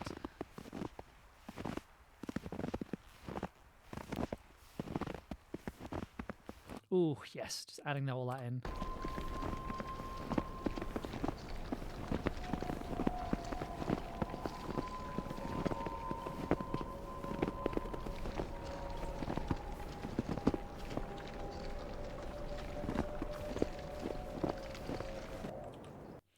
Oh, you're doing Foley? Yes, yeah, I'm doing Foley as well. It's the sound design for Camlann it's a mix of homemade Foley, like for instance with Gellert's bell, but then also a lot of sounds come from my own sound effect library that I've recorded myself, like in the snow here, or the frog sounds that you heard earlier from California that I recorded, and then there's library stuff like the blizzard sounds and things. Along with, I think, is this the sound? This sound's called Avalanche, which does make sense. But for some reason, when you add it to everything, it just adds an extra quality that just sounds really nice.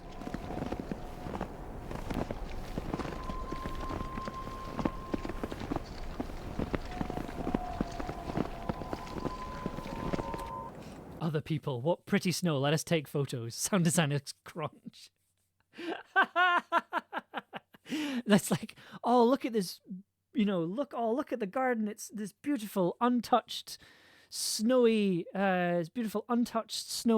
And there's me like jumping through it, going clomp, clomp, crunch, crunch, like covering it in footsteps. Just yeah. So that's where that sound came from. Just lovely crunchy sounds. Whoops. And then Mechamoira, hello, good to have you here. Sound designers love the conch. Yeah, we do. Like beautiful sound here. And then so 5 and 6 are the car sounds, which I've not really taken a lot of time to talk about, but they're fairly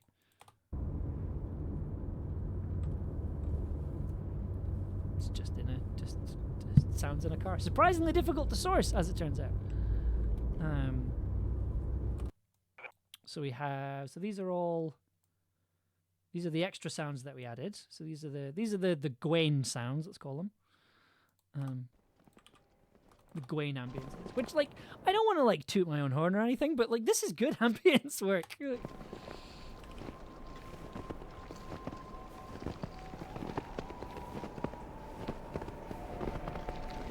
So there's one extra sound that we added down here.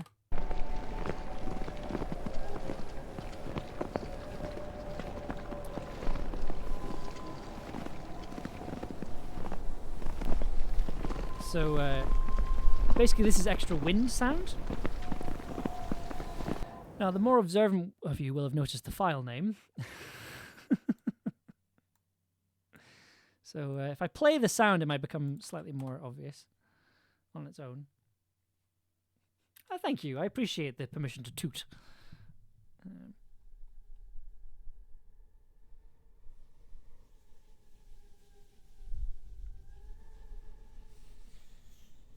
Encouraged even, thank you.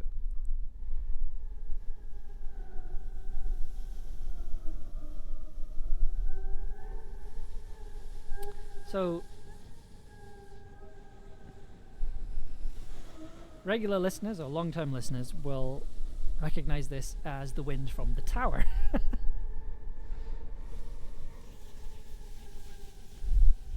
Specifically the tower living wind, which was made by me breathing into my microphone one afternoon and then adding lots of different sounds to it. Recycled tower ambiences. Exactly. It's a.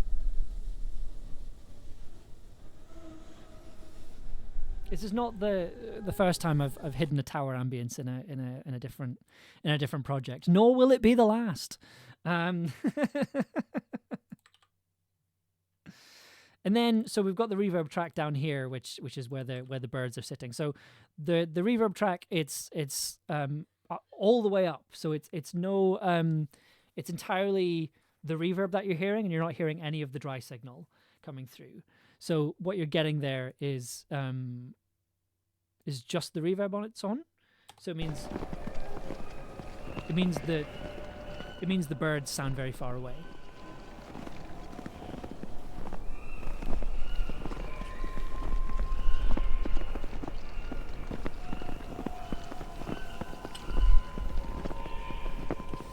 Recycling, the sign of someone who knows what they're doing. Thank you. I mean, we talked earlier about how I accidentally used a sound that I used in the Doctor Who redacted music for 4.5. We talked earlier about this sound here, which I also used in the Doctor Who redacted music. So, like, which I didn't realize, like I didn't realize until Ella pointed it out on stream earlier. So, like, it's always very funny to me what people associate sounds with. It's always very strange because that's just an EMF recording. You know, it's of a mobile phone, I think.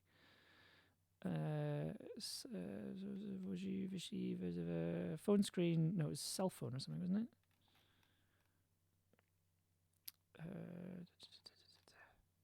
Was it not here? Oh, never mind. Where's it gone? EMF cell phone loop number 1. Yeah. That's been pitched down an octave, but yeah, like I was just recently re-listening to the theme. Yeah, when you notice. Oh, thank. It's nice to know that people still listen to the Doctor Who redacted theme tune. Yeah. So what we did was we kind of went, right, well, let's try this. So we bring in these sounds. Listen to me. Did you get the sash? Someone's getting so deep. It's time. Please don't do this. Die. So, little fun thing that we ended up taking out. So initially, put reverb on Paul's radio, and then we started bringing Paul in,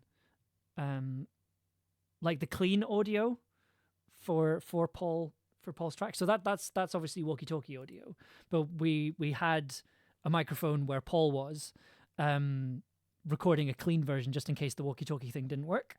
So there was a cut of this where it kind of fully transitioned over to Gwen's perspective and where Gwen was.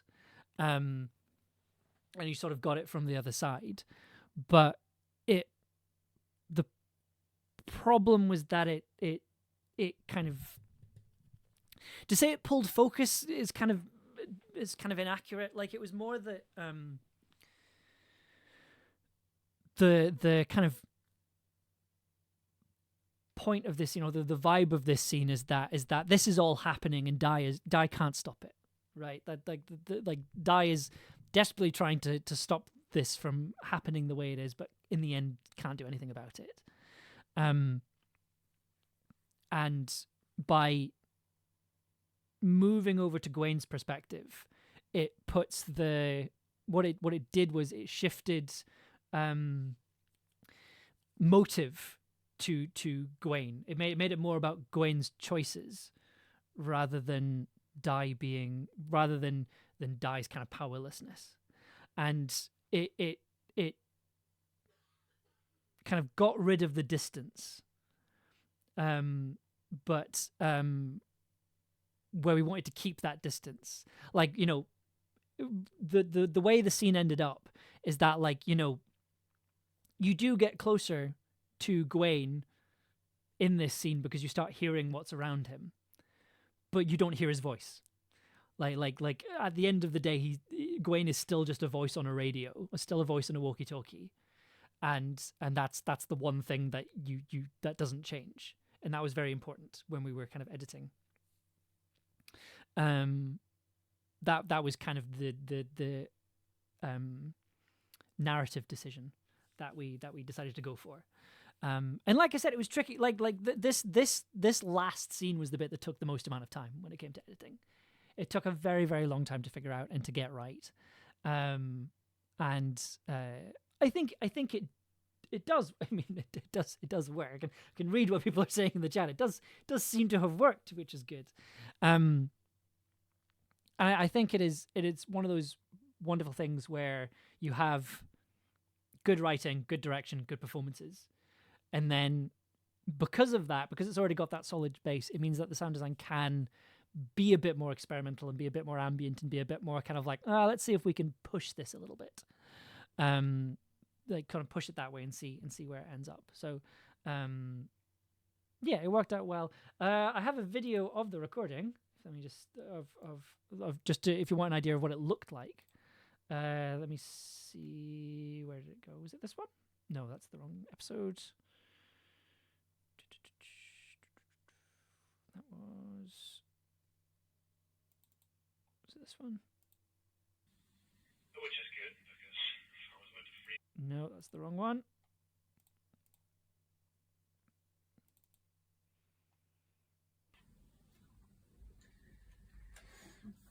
It's been 3 days. Yeah, okay, that's the one. We so know.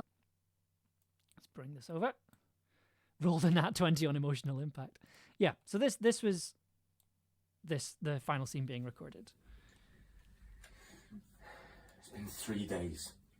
We know. We can't just drive in circles forever. We know. There's literally nothing we can do. It's going to be okay, Di. The story has a happy ending, right? This isn't a story. I know, I'm sorry, that wasn't fair. It's okay. I get it. Ready? Let's do this. Calling all stupid, brainwashed, self-sacrificing idiots who've chosen to involve themselves in my life. Hey! I'm here. So, a couple of things I want to talk about. So, I didn't notice this because, like, you can't We know. see me in this. Wait, but I'm sitting. If you want an idea of where this is, so that's that bit there. That's like here. So I'm not looking at them while they're doing this, right? So so it means I wasn't seeing this, but there's just a lovely thing where Nicole. It's been 3 days. We know. We can't just drive in circles forever. We know. There's literally nothing we can do. I love this. I love this little action here. It's going to be okay, Di. The story has a happy ending, right? This isn't a story. I know, I'm just... I'm sorry, that wasn't fair. And also that little turn back there, I want to specifically talk about that, as much as it's a really tiny thing. So, again, this scene is in stereo to kind of capture this it was recorded in stereo and it's left in stereo, for a very specific, because to kind of create that that sort of closed in space, but also that little turn, because it was recorded in stereo, you can hear the turn, which is really nice. It's been 3 days. We know. We can't just drive in circles forever. We know. There's literally nothing we can do. It's going to be okay, Di. The story has a happy ending, right? This isn't a story. I know, I'm just... This little turn here. I'm sorry, that wasn't fair. It's okay. I get it. Like it kind of cuts across the audio field, so you hear it, which is marvelous. And also, I just really love the rhythm here at the beginning. So you get. It's been 3 days. We know. So Morgan's in the middle. We know. We can't just drive in And then circles Perry's forever. over here. We know. There's literally nothing we can do. It's going to be okay, Di. Just the rhythm of that is really lovely, and it's nice that it kind of bounces around the audio field a bit. Because then if you have that with everything else in. It's been 3 days. We know. We can't just drive in circles forever. We know. There's literally nothing we can do. It's going to be okay, Di. The story has a happy ending, right? This isn't a story. I know, I'm just... I'm sorry, that wasn't fair. It's okay. I get it. Ready? Let's do this. Yeah, that's just.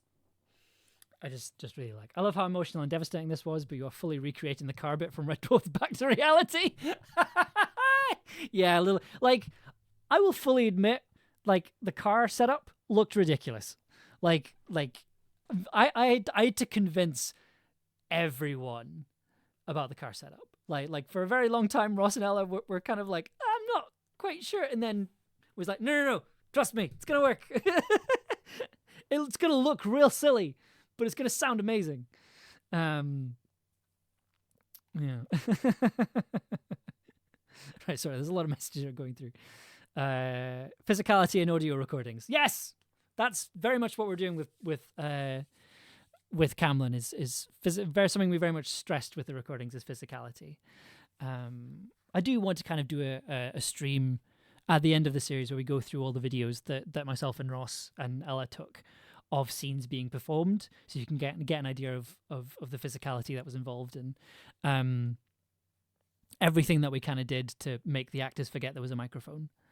The turn is a nice character moment. It shows Di is trying to be kind even though he's going through it. It's a lovely little twist. It's the sort of I believe in screenwriting it's called the save the cat moment. Getting to watch an audio drama is great. Camlann live show. Camlann live show when we're working on it is what I'll say. We're potentially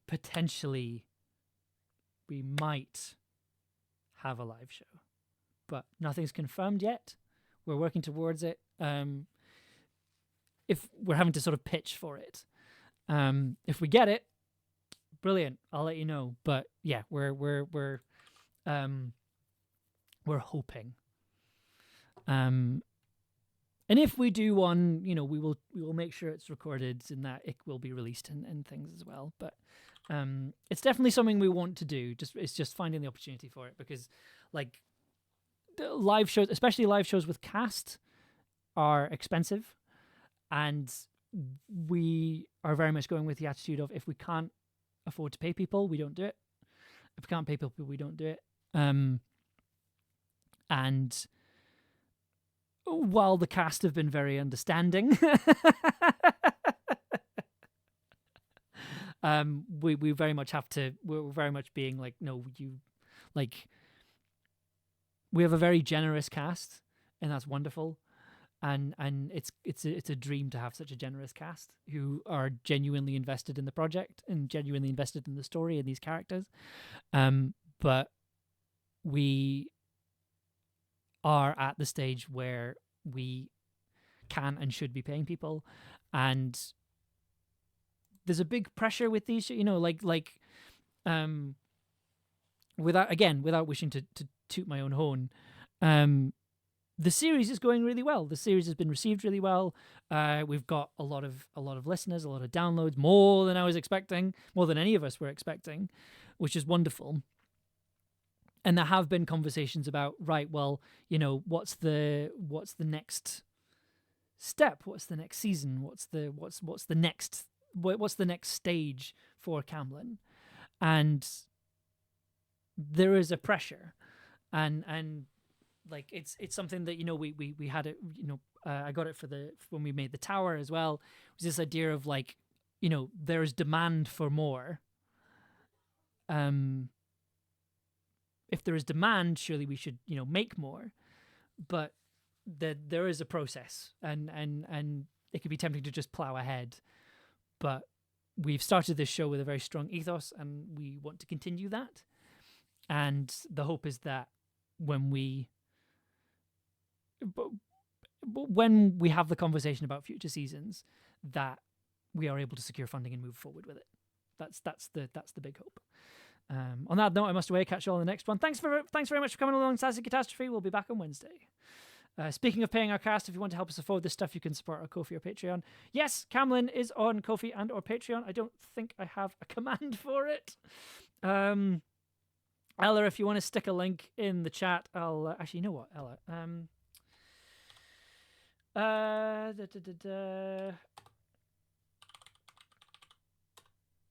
There we go. So Ella, you should be able to post links now.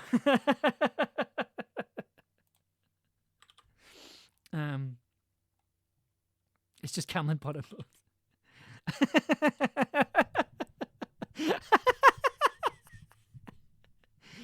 Ross had the same reaction. I should put a link for the Ko-fi on Twitter. I believe there's one in the show notes, and it's Camlann Pod on Ko-fi and on Patreon.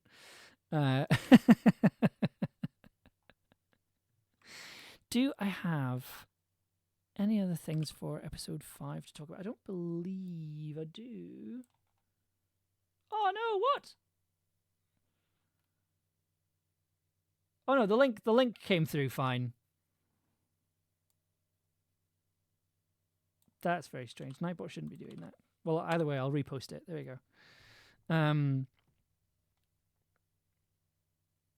Did that come through? You know what? We'll figure that out later. The fact that it's called Nightbot and not Nightbot. Sadly, I didn't have that. I didn't have the choice. Like I didn't make Nightbot. Sadly,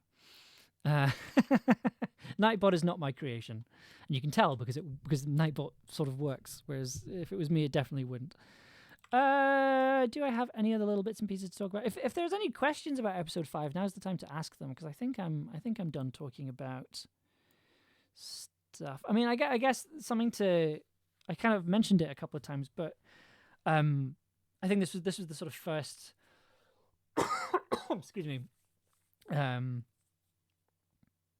Ko-fi, right? That seems to have posted okay. Fantastic. I think the big lesson I learned from I think that the lesson I learned from this episode in particular was recording in stereo to create intimacy rather than because I think the natural thinking or the logical thinking when you think of stereo is to think of it as quite wide, when in practice, and that this is something I've figured out during recording and then through editing, is you can use stereo to actually make things really small, because it if you've got something in mono, there's a distance, right? Like it's very much your sitting with the actors on a stage in front of you, and that's what you get from a sort of mono thing. Whereas if you're recording in stereo, it's sort of putting you in between the actors as they're talking, and it makes them sound a lot closer and a lot more intimate and a lot more kind of visceral. Like I talked about it earlier, like with the car scene, right? Like, or in fact, no, I can give you a better example. This scene on the beach. I don't think I said this was recorded in stereo, but this conversation between Morgan and Di is in stereo. So if you listen to it on its own. Do you remember when you met him?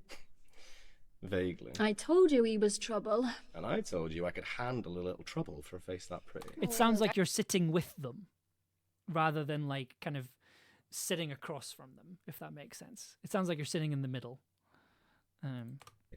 I seem to remember eloquent lectures on the curvature of his arse. Things said while drunk don't count. No? Since when? Since I'm embarrassing when I'm tipsy. No, you're not. And also because each actor has their own side of the stereo field, you capture more of nuances in their performance rather than it being all mixed together. So I think I'm very aware. Like, what, a year and a half ago, I did a talk about audio editing, and I specifically said don't record in stereo because it's difficult to manage and it's only really good for certain things. I have since seen the error of my ways, and I think stereo recording has some interesting use cases. So at the same festival last year, I said I kind of went around saying I don't think mixing audio dramas in Dolby surround sound is a particularly good idea, considering most people listen on tiny headphones. But who knows? Speak to me in 6 months. Maybe I'll have changed my mind. It wouldn't work. Amber says we're working on some of the most impressive and creative audio work. Yeah, this I understand. Programming stuff, no, not at all. Question: what do you think you would do different if you used the Gawain background to foreground editing again? That's an interesting question. I think, whoops, that's the wrong episode. You're not supposed to have seen that one yet. I don't really know. This is the thing. Like, I think the issue is I went into it not really sure what I was wanting. I sort of had a vague... I went in with a concept that I had described rather than visualized, if that makes sense. Like I'd sort of messaged on the sort of production WhatsApp, we could try this, without really thinking about what that sounded like and the practicalities of it. Whereas most of the time, if I have an idea of what I want something to sound like, I find it very difficult to describe it to people. I'm very much look, it's just easier if I show you. Whereas in this case, I described it and then had to figure out what it sounded like later on. So I think I'd have, if I wanted to do it again, I would have spent more time thinking about what I actually wanted it to sound like, rather than thinking of it as a concept. I'm aware that's a very vague, wishy-washy answer, but I think it was an idea that came from like the thinking part of the brain rather than the listening part of the brain. So I didn't necessarily go in with a proper creative vision. I guess I would have, like, which is a very long-winded way of saying I would have like thought about it a bit more, and kind of thinking where the line is between we're transitioning fully over to Gawain's side of the interaction and figuring out where the middle is, because I feel like right now it's not quite clear, or at least to my ears. I think if but then again, I don't know how clear it is. To my ears, it sounds slightly unclear, but I think the performances and the direction and the writing carry it, and that kind of is what carries it. Whereas I think I would have liked to have made it a bit cleaner, I guess. Honestly, a lot of this is very educational. I'm not a total novice, but learning how to stage a scene in audio by giving life to a room or a space is such a challenge. I'm glad there are smarter people imparting what they know. glad to hear it.